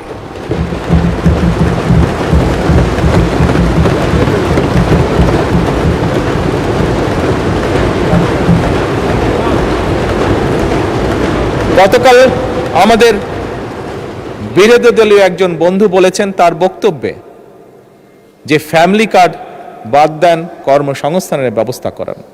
আমি আমার সেই বিরোধী দলীয় সহকর্মীর উদ্দেশ্যে বলতে চাই, আপনি একটু অপেক্ষা করুন, একটু ধৈর্য দেখুন। এই ফ্যামিলি কার্ড বহু কর্মসংস্থানের তৈরি করবে ইনশাআল্লাহ। মাননীয় স্পিকার, নারীদেরকে অর্থনৈতিকভাবে এম্পাওয়ার্ড করার জন্য আমরা প্রত্যেকটি নারী প্রধান পরিবারের যে নারী প্রধান আছে তাদের হাতে আমরা ফ্যামিলি কার্ড পৌঁছে দিতে চাই। এবং এই ফ্যামিলি কার্ডের মাধ্যমে আমি এই সংসদে একদিন সংক্ষিপ্ত এক্সপ্লেনেশন দিয়েছিলাম যে কিভাবে ফ্যামিলি কার্ড একজন নারীকে অর্থনৈতিকভাবে স্বাবলম্বী করবে, কিভাবে একটি ফ্যামিলি কার্ড একটি নয়, শত নয়, হাজার নয়, লক্ষ নয়, কোটি ফ্যামিলি কার্ড কিভাবে দেশে কর্মসংস্থান তৈরি করবে, কোটি কোটি কিভাবে ফ্যামিলি কার্ড দেশের অর্থনীতিকে শক্তিশালী করবে, সেটি আমি তুলে ধরেছিলাম। মাননীয় স্পিকার, এই ফ্যামিলি কার্ডের মাধ্যমে আমরা নারী প্রধানদের হাতে ফ্যামিলির কাছে 25,000 টাকা করে প্রতি মাসে পৌঁছে দিব। 2,500 টাকা, আমরা 25,000 টাকা দিতে বলে খুব ভালো ছিল, সম্ভব হলে 2,500 টাকা আমরা এই সংসদে আল্লাহর কাছে চাইতে পারি যে আল্লাহ আমাদেরকে সেই তৌফিক দেন যাতে আমরা সেইটাই করতে পারি। সেই রহমত আমরা আল্লাহর কাছে চাইতে পারি যে আল্লাহ আমাদেরকে তৌফিক দেন যাতে আমরা নারীদের হাতে 2,500 না 25,000, একটি শূন্য বেশি দিতে পারি। মাননীয় স্পিকার, আমরা আগামী অর্থ বছরে যেরকম কৃষক ভাইদের কাছে প্রায় 41 লক্ষ কৃষকের কাছে আমরা কৃষি কার্ড পৌঁছে দিতে চেষ্টা করছি, একইভাবে আগামী অর্থ বছরে 40 লক্ষেরও বেশি, প্রায় 43 লক্ষ মতন পরিবারের হাতে আমরা এই ফ্যামিলি কার্ড পৌঁছে দেওয়ার পরিকল্পনা গ্রহণ করেছি।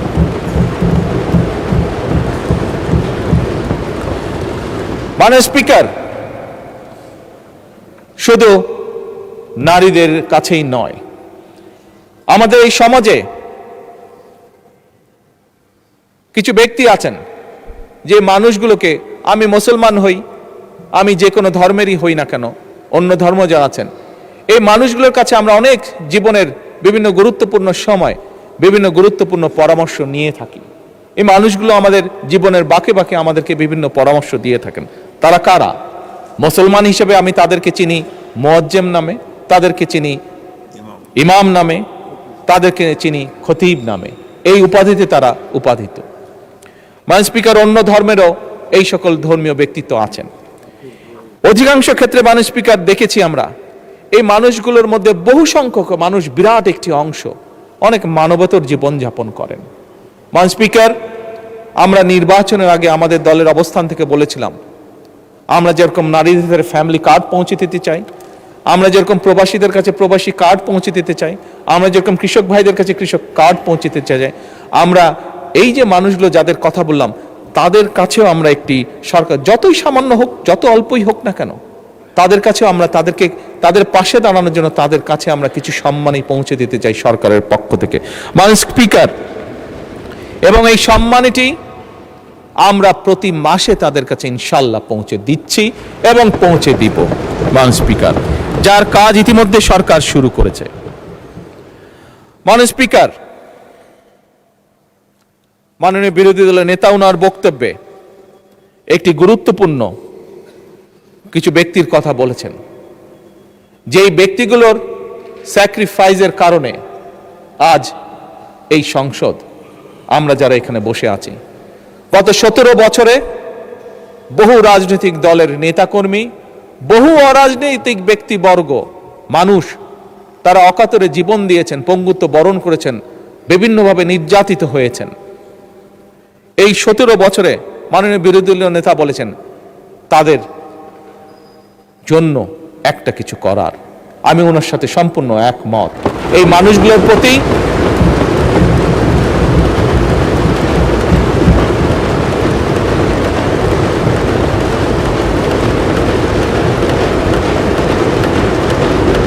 মানুষগুলোর প্রতি আমাদের দায়িত্ব রয়েছে।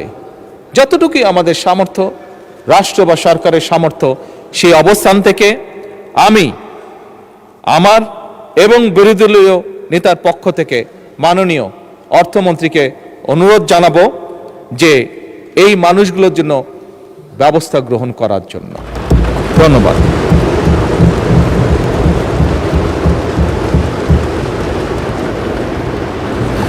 মাননীয় সংসদ নেতা, আর 15 মিনিট পরে আজান পড়বে। আপনি কি আজানের পরেও কন্টিনিউ করতে চান? মাননীয় স্পিকার, আমার একটু সময় লাগবে। ধন্যবাদ। Please take your time. মাননীয় স্পিকার, বর্তমান সরকার বিশ্বাস করে যে আমরা যে জাতীয় নিরাপত্তা বলতে যা বুঝি, এটি শুধু সীমান্ত রক্ষার বিষয় নয়, বরং এটি রাষ্ট্রের সার্বভৌমত্ব, জনগণের নিরাপত্তা, অর্থনৈতিক স্থিতিশীলতা, খাদ্য এবং জ্বালানি নিরাপত্তা, এবং সর্বোপরি আজকের যে যুগ, সাইবার নিরাপত্তা এবং কৌশলগত সক্ষমতা, এই সকল কিছু সমন্বিত একটি বিষয়। এবং সেজন্যই মাননীয় স্পিকার, বর্তমান সরকার একটি প্রতিরক্ষা ব্যবস্থা গড়ে তুলতে চায়, গড়ে তোলার কাজে হাত দিয়েছে, যেটা আধুনিক প্রযুক্তি, দক্ষ মানব সম্পদ এবং দেশীয় সক্ষমতার সমন্বয় ভবিষ্যৎ নিরাপত্তার চাহিদা মোকাবেলা করতে সক্ষম হবে। মাননীয় স্পিকার, প্রতিরক্ষা শিল্পের সক্ষমতা বৃদ্ধি, গবেষণা, প্রযুক্তিগত ব্যবহার, সাইবার নিরাপত্তা জোরদার এবং প্রতিরক্ষা ব্যবস্থাপনা আধুনিকরণের জন্য, মডার্নাইজ করার জন্য বর্তমান সরকার এই বাজেটের ভিতরে অনেকগুলো গুরুত্বপূর্ণ উদ্যোগ গ্রহণ করেছে মাননীয় স্পিকার, যা আমি দৃঢ়ভাবে বিশ্বাস করি একজন বাংলাদেশী হিসাবে আমাদের প্রত্যেককে আগামীতে ইনশাল্লাহ গৌরবান্বিত, অহংকার করার মতন অবস্থানে আমরা নিয়ে যাব ইনশাল্লাহ।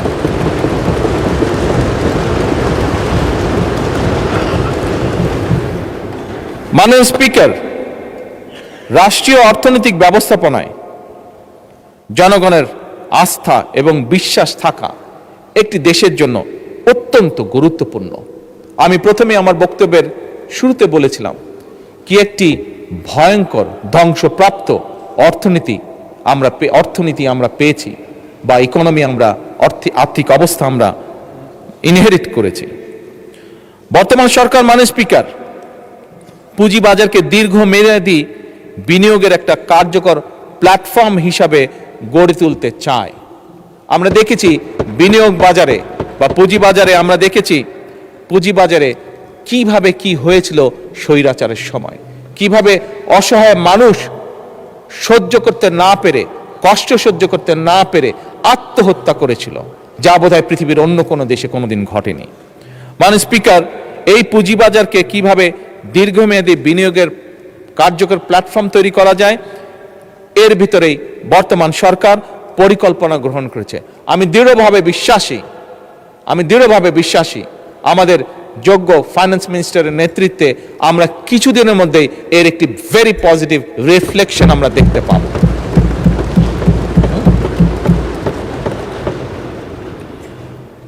মাননীয় স্পিকার, ফ্যাসিবাদের দুঃশাসনের কারণে আর্থিক খাত, বিশেষ করে ব্যাংকিং সেক্টর নিয়ে জনমনে উদ্বেগ রয়েছে, উদ্বেগ সৃষ্টি হয়েছে। ব্যাংকিং, আমি আগেই বলেছি, আমাদের এই বাজেটের অন্যতম একটি ইম্পর্টেন্ট লক্ষ্য হলো অর্থনৈতিক খাতে শৃঙ্খলাকে যে কোনো মূল্যে ফিরিয়ে নিয়ে আসা, এবং ব্যাংকিং সেক্টরে শৃঙ্খলা ফিরিয়ে আনতে সরকার সব রকমের উদ্যোগ গ্রহণ করছে, প্রত্যেকটা ক্ষেত্রে উদ্যোগ গ্রহণ করছে। এখানে বিরোধী দলীয় নেতা আরেকটি ইম্পর্টেন্ট বিষয় উল্লেখ করেছেন যে ফ্যাসিবাদের আমলে দেশ থেকে যে দেশের মানুষের লক্ষ কোটি টাকা পাচার হয়ে গিয়েছিল, সেই পাচারকৃত টাকাও ফিরিয়ে আনার জন্য। মাননীয় স্পিকার, আপনি এবং আপনার মাধ্যমে সমগ্র সংসদ অত্যন্ত খুশি হবেন যে বিদেশে যে পাচারকৃত অর্থ, সেই অর্থ এবং সম্পদ ফিরিয়ে আনার জন্য বাংলাদেশ সরকার এরই মধ্যে 13টি দেশে 23টি মিউচুয়াল লিগ্যাল অ্যাসিস্ট্যান্স রিকোয়েস্ট পাঠিয়েছে মাননীয় স্পিকার। এবং শুধু তাই নয়, এই মিউচুয়াল লিগ্যাল অ্যাসিস্ট্যান্স ট্রিটি চূড়ান্ত হয়েছে অনেকগুলো। 15টির বেশি ক্ষতিগ্রস্ত ব্যাংক, আন্তর্জাতিক সম্পদ পুনরুদ্ধার প্রতিষ্ঠানের সঙ্গে, যারা এই কাজগুলো করে, প্রতিষ্ঠানের সঙ্গে 60টিরও বেশি নন ডিসক্লোজার এগ্রিমেন্ট স্বাক্ষর করে ফেলেছে সরকার ইতিমধ্যে।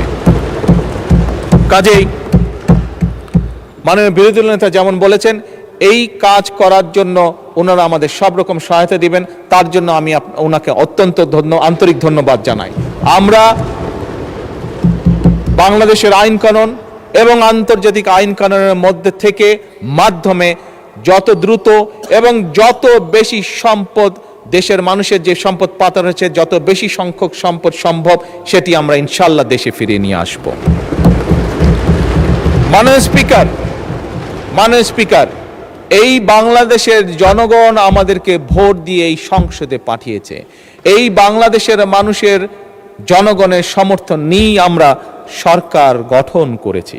সেজন্যই করের বোঝা বাড়ানো আমাদের লক্ষ্য বা উদ্দেশ্য নয়, করের বোঝা বাড়িয়ে নয়, বরং হয়রানি কমিয়ে করের ভিত্তিকে বাড়িয়ে শাসন ব্যবস্থার প্রতি জনগণের আস্থা ফেরানোর মাধ্যমে মাননীয় স্পিকার, সরকার রাজস্ব বাড়ানোর নীতি গ্রহণ করতে চায়।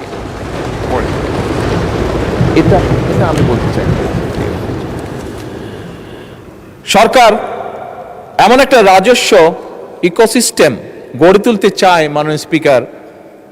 স্বাভাবিক, এখানে করের বা করদাতা যারা আছেন, বিভিন্ন রকম বিষয় আছে, বাংলাদেশে বাস্তবতা আছে, আমি অত ডিটেলে যাব না, বাট বাস্তবতার বাইরেও আমরা থাকতে পারবো না।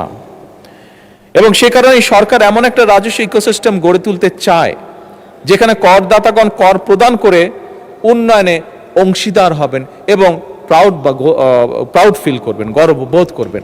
আমরা পর্যায়ক্রমিকভাবে সেরকম একটা সিস্টেম তৈরি করতে চাই, স্বচ্ছ এবং আধুনিক করতে চাই এই কর ব্যবস্থাকে। আমার মনে হয় এ ব্যাপারেও আমাদের বিরোধী দলীয় নেতা একটি বক্তব্য তুলে ধরেছেন, আমি ওনার বক্তব্যের সাথে সম্পূর্ণভাবে একমত।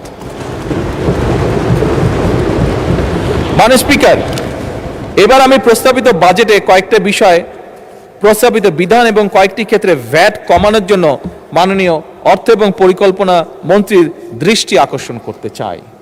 এবার আমি সম্ভবত, খুব সম্ভব, নর্মালি এই দাবিটা বিরোধী দল থেকে হয়ে থাকে, আমি আপাতত ফিজিক্যালি না হয়েও মানসিকভাবে একটু ওনাদের পাশে গিয়ে কথা বলতে চাই।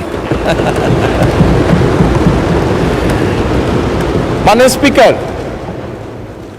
এবারের বাজেটে ব্যক্তি করদাতাগণের আয়কর অব্যাহতির সীমা 2026-27 এবং 27-28 কর বছরের জন্য 3,75,000 টাকা, 2028-29 এবং 29-30 কর বছরের জন্য 4 লাখ টাকা এবং 30-31 কর বছরের জন্য 4,50,000 টাকা প্রস্তাব করা হয়েছে। ব্যক্তি করদাতাগণের করভার কিছুটা লাঘব করে তাদেরকে কিছুটা স্বস্তি দিতে চাই আমরা। এবং সে কারণেই মাননীয় স্পিকার, 2026-27 এবং 27-28 কর বছরের জন্য 4 লাখ টাকা, যেটা 3,75,000 প্রস্তাব করেছে, 4 লাখ টাকা, 2028-29 এবং 29-30 কর বছরের জন্য 4,50,000 টাকা এবং 2030-31 কর বছরের জন্য 5 লাখ টাকা করার জন্য মাননীয় অর্থ পরিকল্পনা মন্ত্রীর প্রতি আমি অনুরোধ রাখছি।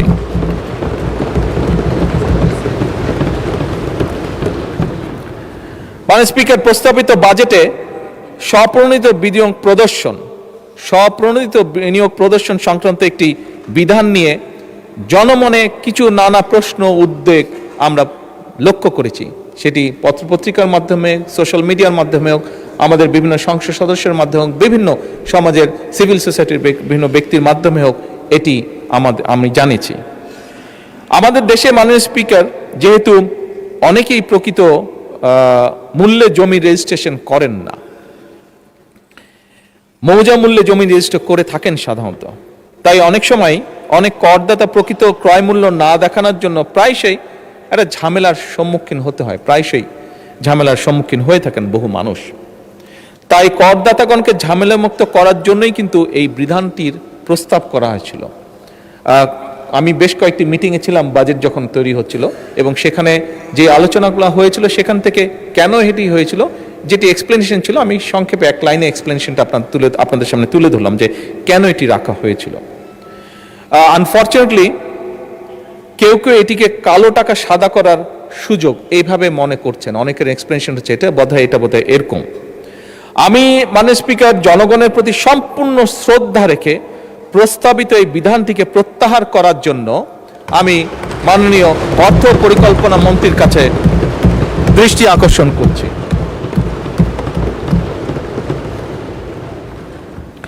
মাননীয় স্পিকার, দেশে বেসরকারি যে বিশ্ববিদ্যালয়গুলো আছে বর্তমানে হ্রাসকৃত 10% হারে কর প্রদান করে তারা। আমি বেসরকারি বিশ্ববিদ্যালয় সমূহে করের হার আরো কমিয়ে 5% করার প্রস্তাব করছি। তবে এখানে একটি তবে আছে। এই তবেটি হচ্ছে, আমি একই সঙ্গে তাদের প্রতি, বেসরকারি বিশ্ববিদ্যালয় তাদের প্রতি আমার আহ্বান থাকবে যে যেহেতু ট্যাক্সটি কমানোর প্রস্তাবনা করা হচ্ছে, গবেষণা এবং উন্নয়ন এবং শিক্ষার্থীদেরকে, যারা স্টুডেন্ট থাকবে তাদেরকে বহু ভাষায় পারদর্শী, তাদেরকে অন্য ল্যাঙ্গুয়েজ কোর্সগুলো করার জন্য, গড়ে তোলার জন্য ল্যাঙ্গুয়েজ ল্যাব স্থাপন ও পরিচালনা করা, এবং একই সাথে গরিব এবং মেধাবী শিক্ষার্থী যারা থাকবে তাদের প্রতিষ্ঠানগুলোতে তাদেরকে বিনা বেতনে পড়াশোনার সুযোগ করে দেওয়ার জন্য।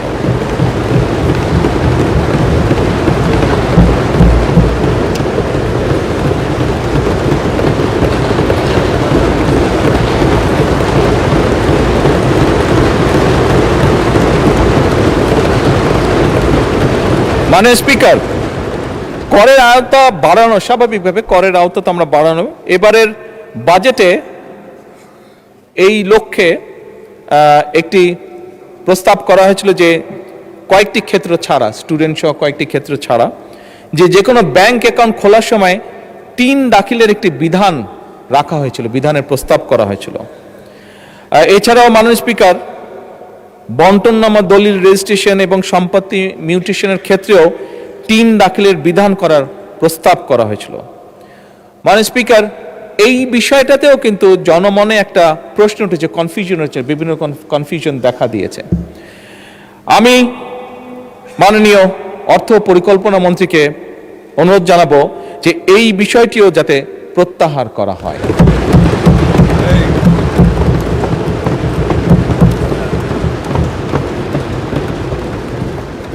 মাননীয় স্পিকার,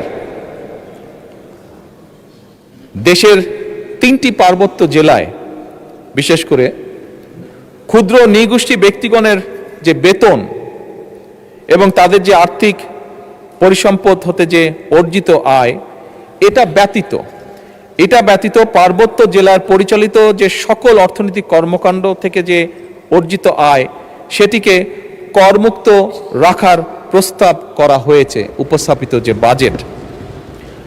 আমি মাননীয় অর্থ এবং পরিকল্পনা মন্ত্রীর দৃষ্টি আকর্ষণ করে বলতে চাই যে, বা অনুরোধ রাখতে চাই একই সাথে আমি, যে পার্বত্য জেলার যে ক্ষুদ্র নৃগোষ্ঠী আছে, করমুক্ত আয়ের এই সুবিধাটা আরো একটু বাড়িয়ে তাদের ব্যবসা, কৃষিখাত সহ অন্যান্য আয়ের পাশাপাশি বেতন আয়কেও করমুক্ত করা হোক।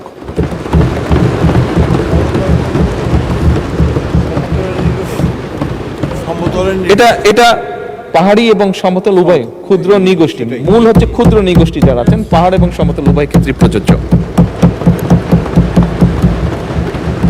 আমাদের এখানে দিনাজপুর, ময়মনসিংহ, এদিকার নেত্রকোনা, এদিকার সদস্যবৃন্দ আছেন অনেকেই, উভয় সাইডে। মাননীয় স্পিকার, দেশের চিংড়ি চাষের প্রসার এবং রফতানি বৃদ্ধির লক্ষ্যে এই খাতের কতগুলো প্রয়োজনীয় বিষয় আছে, যেমন অ্যাকুয়া ফিড আছে, ফিড অ্যাডিটিভ আছে, তারপরে প্রোবায়োটিক্স আছে, ভিটামিন এবং মিনারেলস আছে। এটার আমদানিতে যে সমুদায় আমদানি শুল্ক, রেগুলেটরি শুল্ক এবং সম্পূরক শুল্ক ভ্যাট প্রত্যাহারের জন্য এবং প্রয়োজনীয় যন্ত্রপাতি এই সেক্টরটাকে আরও বেশি এমফেসাইজ দেওয়ার জন্য যে যন্ত্রপাতি আছে, এটার যে ট্যাক্স আছে, শুল্ক আছে বিভিন্ন রকমের, এই শুল্কগুলো সম্পূর্ণভাবে ভ্যাট এবং শুল্কগুলো প্রত্যাহার করার জন্য আমি অনুরোধ জানাচ্ছি মাননীয় অর্থমন্ত্রীকে।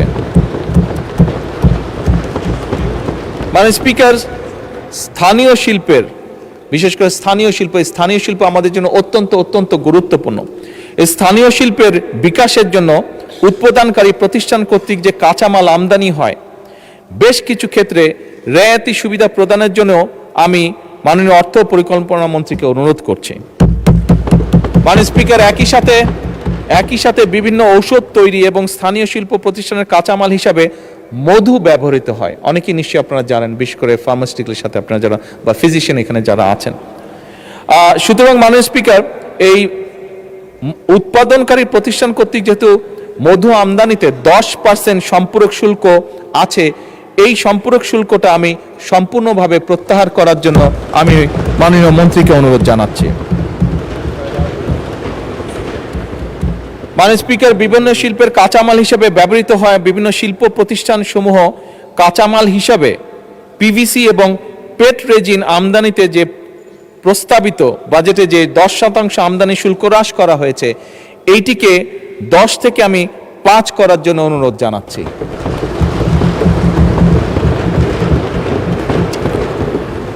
মাননীয় স্পিকার, ফায়ার ডোর উৎপাদনকারী প্রতিষ্ঠানের কাঁচামাল হিসাবে কোল্ড রোল শিট আমদানিতে প্রস্তাবিত 10% রেগুলেটরি শুল্ক সম্পূর্ণভাবে প্রত্যাহার করার জন্য আমি অনুরোধ জানাচ্ছি মাননীয় অর্থমন্ত্রীকে।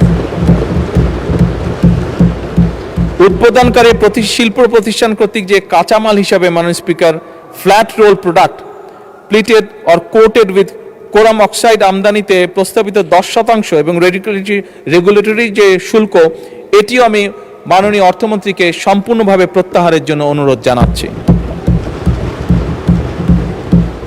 মাননীয় স্পিকার, আপনি যদি মনে করেন তাহলে বাকি অংশটি আমি নামাজের বিরতির পরে উপস্থাপন করতে চাই। ধন্যবাদ।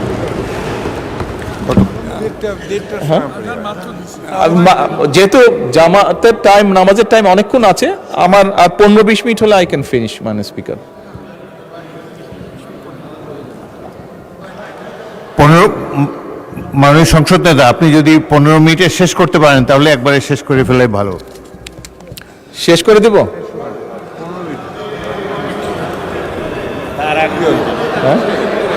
জি, আচ্ছা মাননীয় স্পিকার, আমি দ্রুত তাহলে শেষ করার চেষ্টা করছি। বিরোধী দলের নেতা, আপনি কিছু বলছেন কি? আমি শুনতে পাচ্ছি না আপনার কথাটা। মাননীয় বিরোধী দলের নেতা, আমরা কি কন্টিনিউ করবো 15 মিনিট? তাহলে নেতাকে মাইক দেন।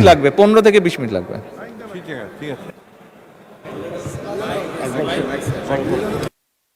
আমাকে মাইকটা দিতে। জি, ধন্যবাদ। জি, মাননীয় স্পিকার, ফায়ার ব্রিক্স আমদানিতে প্রস্তাবিত 15% ভ্যাট এবং 7.5% আগাম কর, এটিও আমি মাননীয় অর্থমন্ত্রীকে সম্পূর্ণ প্রত্যাহারের জন্য অনুরোধ জানাচ্ছি।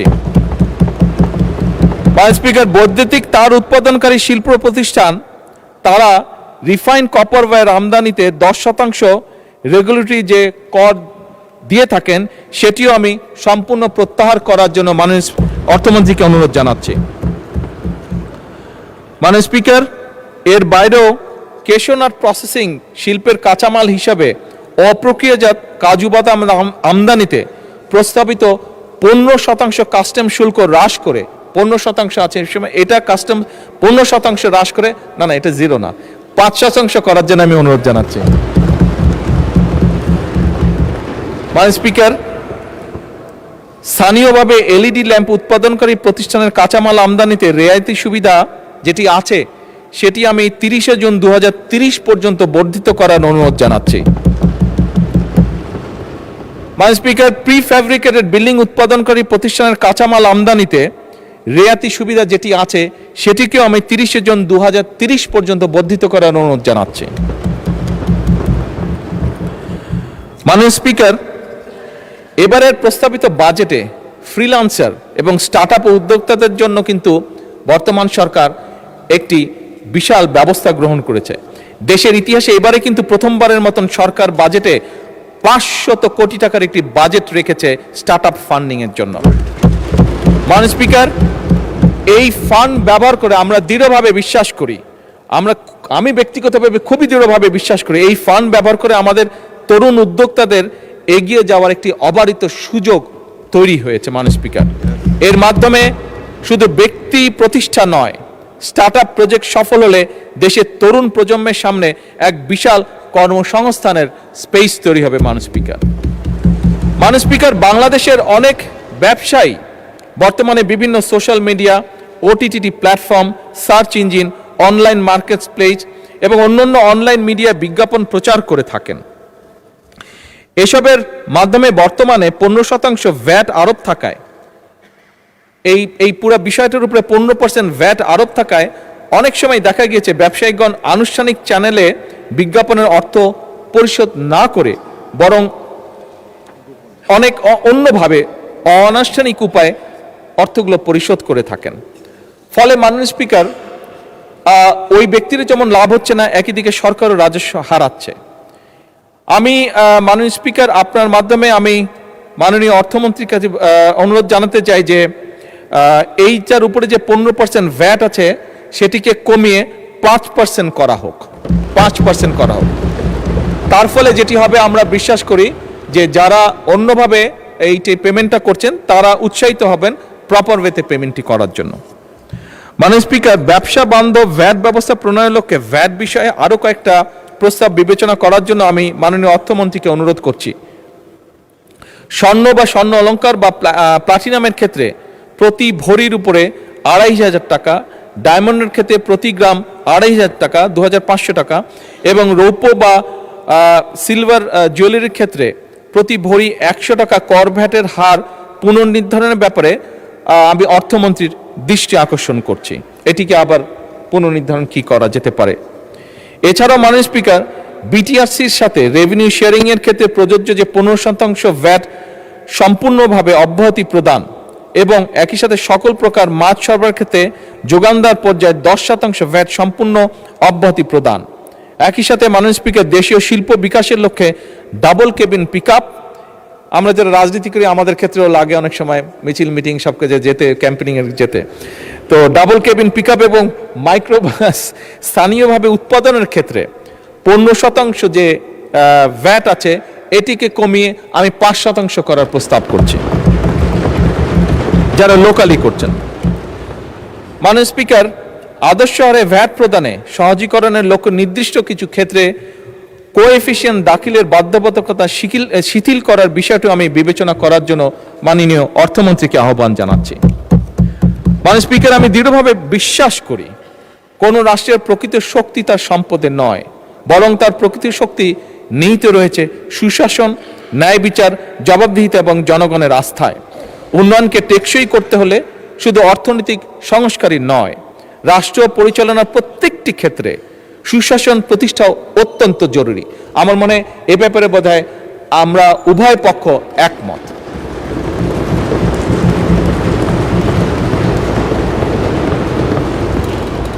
এবং এর পাশাপাশি জনগণ একটি ন্যায়ভিত্তিক রাষ্ট্র চায়। মাননীয় স্পিকার, এটি একটি মানুষের চাওয়া। এখন স্বচ্ছ এবং জবাবদিহিমূলক সরকার এবং প্রশাসন চায়। বর্তমান সরকার জনগণের সেই আকাঙ্ক্ষা পূরণে আমি মনে করি শুধু বর্তমান সরকারে নয়, বরং আমি মনে করি এই পুরা সংসদ জনগণের সেই আকাঙ্ক্ষা পূরণে একসাথে থেকে কাজ করতে অঙ্গীকারবদ্ধ।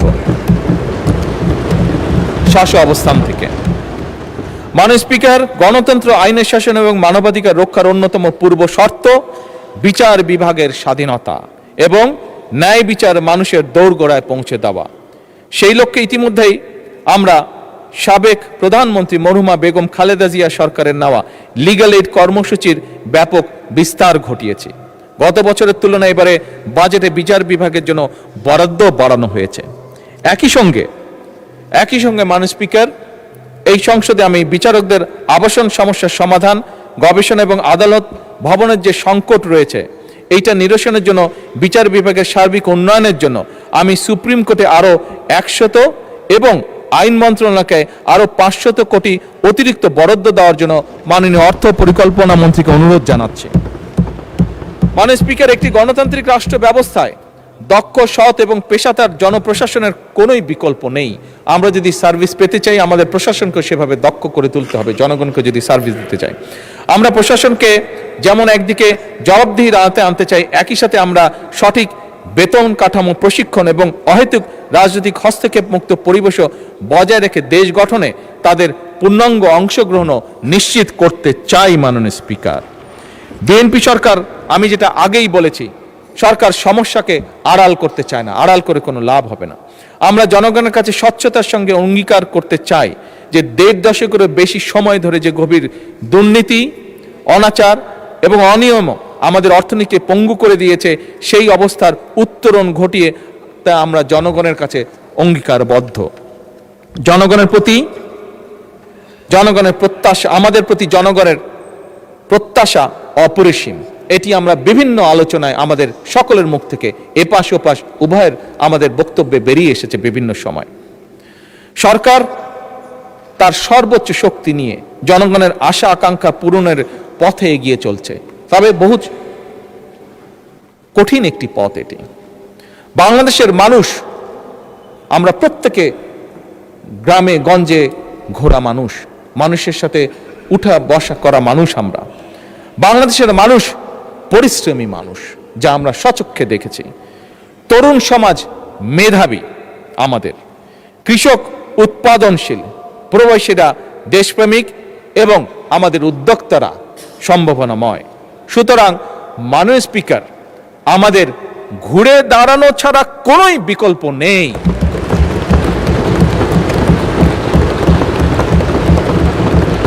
মাননীয় স্পিকার, আমি এই মহান সংসদের সকল সদস্যকে, আমার দলের সংসদ সদস্য এবং উইথ রেসপেক্ট বিরোধী দলের সকল সংসদ সদস্যকে আহ্বান জানিয়ে বলতে চাই, এই বাজেট শুধু সরকারের বাজেট হিসেবে নয়। আসুন আমরা সকলে এই বাজেটকে একটি জাতি পুনর্গঠনের বাজেট হিসেবে দেখার চেষ্টা করি। মাননীয় বিরোধী দলের নেতা বলেছেন, আমিও বলেছি, ওনার সাথে সম্পূর্ণ একমত রেখে আমি বলতে চাই, আমাদের মধ্যে মতভেদ থাকতেই পারে, কিন্তু দেশের অর্থনীতি পুনরুদ্ধার, জনগণের কষ্ট লাঘব, আর্থিক খাতে শৃঙ্খলা প্রতিষ্ঠা, আস্থা ফেরানো, কৃষক, শ্রমিক, তরুণ, নারী, প্রবাসী উদ্যোক্তাদের জন্য সৃষ্টি তৈরি এবং গণতান্ত্রিক প্রতিষ্ঠান শক্তিশালী করার প্রশ্নে আমরা সকলে ইনশাল্লাহ ঐক্যবদ্ধ থাকব। এই বাংলাদেশে যাতে আর কোনো ফ্যাসিবাদ, স্বৈরাচার কায়েম হতে না পারে, এই বাংলাদেশকে যাতে আর কেউ তাদের তাবেদার রাষ্ট্র বানাতে না পারে, এই হোক আমাদের আজকের প্রত্যয়। মাননীয় স্পিকার, বাজেট প্রণয়ন অত্যন্ত অক্লান্ত পরিশ্রমের কাজ। আমি অক্লান্ত পরিশ্রমের জন্য আমি মাননীয় অর্থ পরিকল্পনা মন্ত্রীকে আমার এবং আমার সকল সদস্যের পক্ষ থেকে সহকর্মীর পক্ষ থেকে আন্তরিক ধন্যবাদ জানাতে চাই। আমি ধন্যবাদ জানাতে চাই অর্থ বিভাগ, জাতীয় রাজস্ব বোর্ড, অর্থনৈতিক সম্পর্ক বিভাগ, আর্থিক প্রতিষ্ঠান বিভাগ, পরিকল্পনা মন্ত্রণালয়, বাংলাদেশ ব্যাংক, সংশ্লিষ্ট সকল মন্ত্রণালয় এবং বিভাগের কর্মকর্তা এবং কর্মচারীদেরকে আন্তরিক ধন্যবাদ জানাতে চাই। বাজেট প্রস্তুত, মুদ্রণ, উপস্থাপন ও সংসদীয় কার্যক্রমে সহযোগিতার জন্য জাতীয় সংসদ সচিবালয়, বিজি প্রেস এবং গণমাধ্যম কর্মী যারা দীর্ঘদিন ধরে বাজেট অধিবেশন কভার করছেন, তাদেরকে আমি আন্তরিক ধন্যবাদ জানাই। মাননীয় স্পিকার, ফ্যাসিস্ট উত্তর বাংলাদেশ এই সংসদের কাছে জনগণের প্রত্যাশা আকাশ ছোঁয়া। এদেশের জনগণ গণতন্ত্র, মানবাধিকার, আইনের শাসন, ন্যায় বিচার এবং সুশাসন প্রতিষ্ঠার কাজ করার জন্যই জনগণ অনেক প্রত্যাশা নিয়ে আমাদের প্রত্যেকটি মানুষকে এই সংসদে পাঠিয়েছে। এই সংসদে আসার আগে গণতন্ত্র প্রতিষ্ঠায় আমাদের অগণিত সতীর্থ সহযোদ্ধা জীবন দিয়েছেন। অনেকেই নেই, আমি এই দেশ ছেড়ে চলে যেতে যখন বাধ্য হয়েছিলাম তখন অনেককে দেখে গিয়েছিলাম, ফিরে এসে আমি তাদেরকে পাইনি।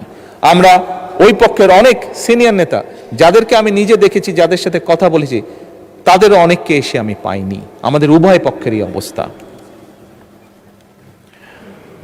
অসংখ্য নেতাকর্মী পঙ্গু হয়েছেন, সর্বস্ব হারিয়েছেন, মামলা হামলায় জর্জরিত হয়েছেন। তাদের রক্তের কাছে, তাদের ত্যাগের কাছে আমরা অবশ্যই ঋণী।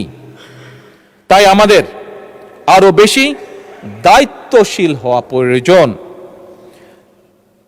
আমাদের সেই দায়িত্বশীলের জায়গা থেকে জুলাই সনদকে সামনে রেখে সংসদের ভেতরে সংবিধান সংশোধন সহ বিভিন্ন ইস্যুতে যেমন ঐক্যবদ্ধভাবে আমরা কাজ করতে পারি, তেমনি সংসদের বাইরেও জাতীয় গুরুত্বপূর্ণ ইস্যুতে জনমত গঠন সহ সংস্কারমূলক কর্মসূচি গ্রহণ করে দেশকে আমরা সামনের দিকে এগিয়ে নিয়ে যেতে পারি। আমাদের সেই ধরনের দায়িত্বশীল আচরণ হবে এদেশের ভবিষ্যৎ পথরেখা। মাননীয় স্পিকার, সবশেষে আমি দেশবাসীকে আশ্বস্ত করে বলতে চাই, এই সরকার, এই সংসদ জনগণের।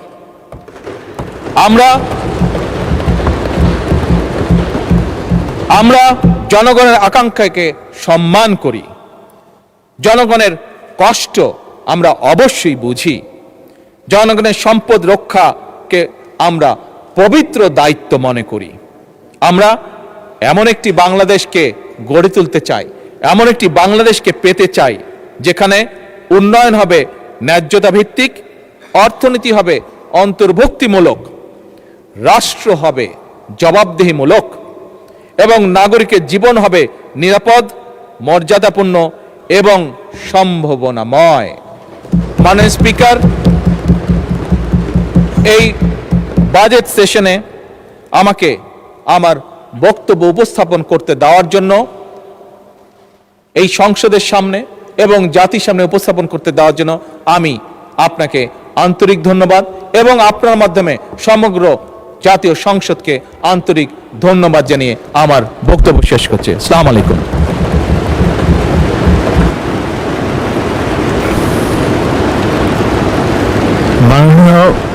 মাননীয় বিরোধী দলের নেতা কিছু বলতে চান? বিরোধী দলের নেতাকে মাইক দেন। মাননীয় স্পিকার, আপনাকে ধন্যবাদ। মাননীয় প্রধানমন্ত্রী বিরোধী দলের পক্ষে ভূমিকা পালন করার জন্য তাকে বিশেষভাবে ধন্যবাদ। যার ছোট্ট একটা বিষয় আমার ধারণা উনি খেয়াল করেন নাই বা কেউ খেয়াল করায় নাই, এই জন্যে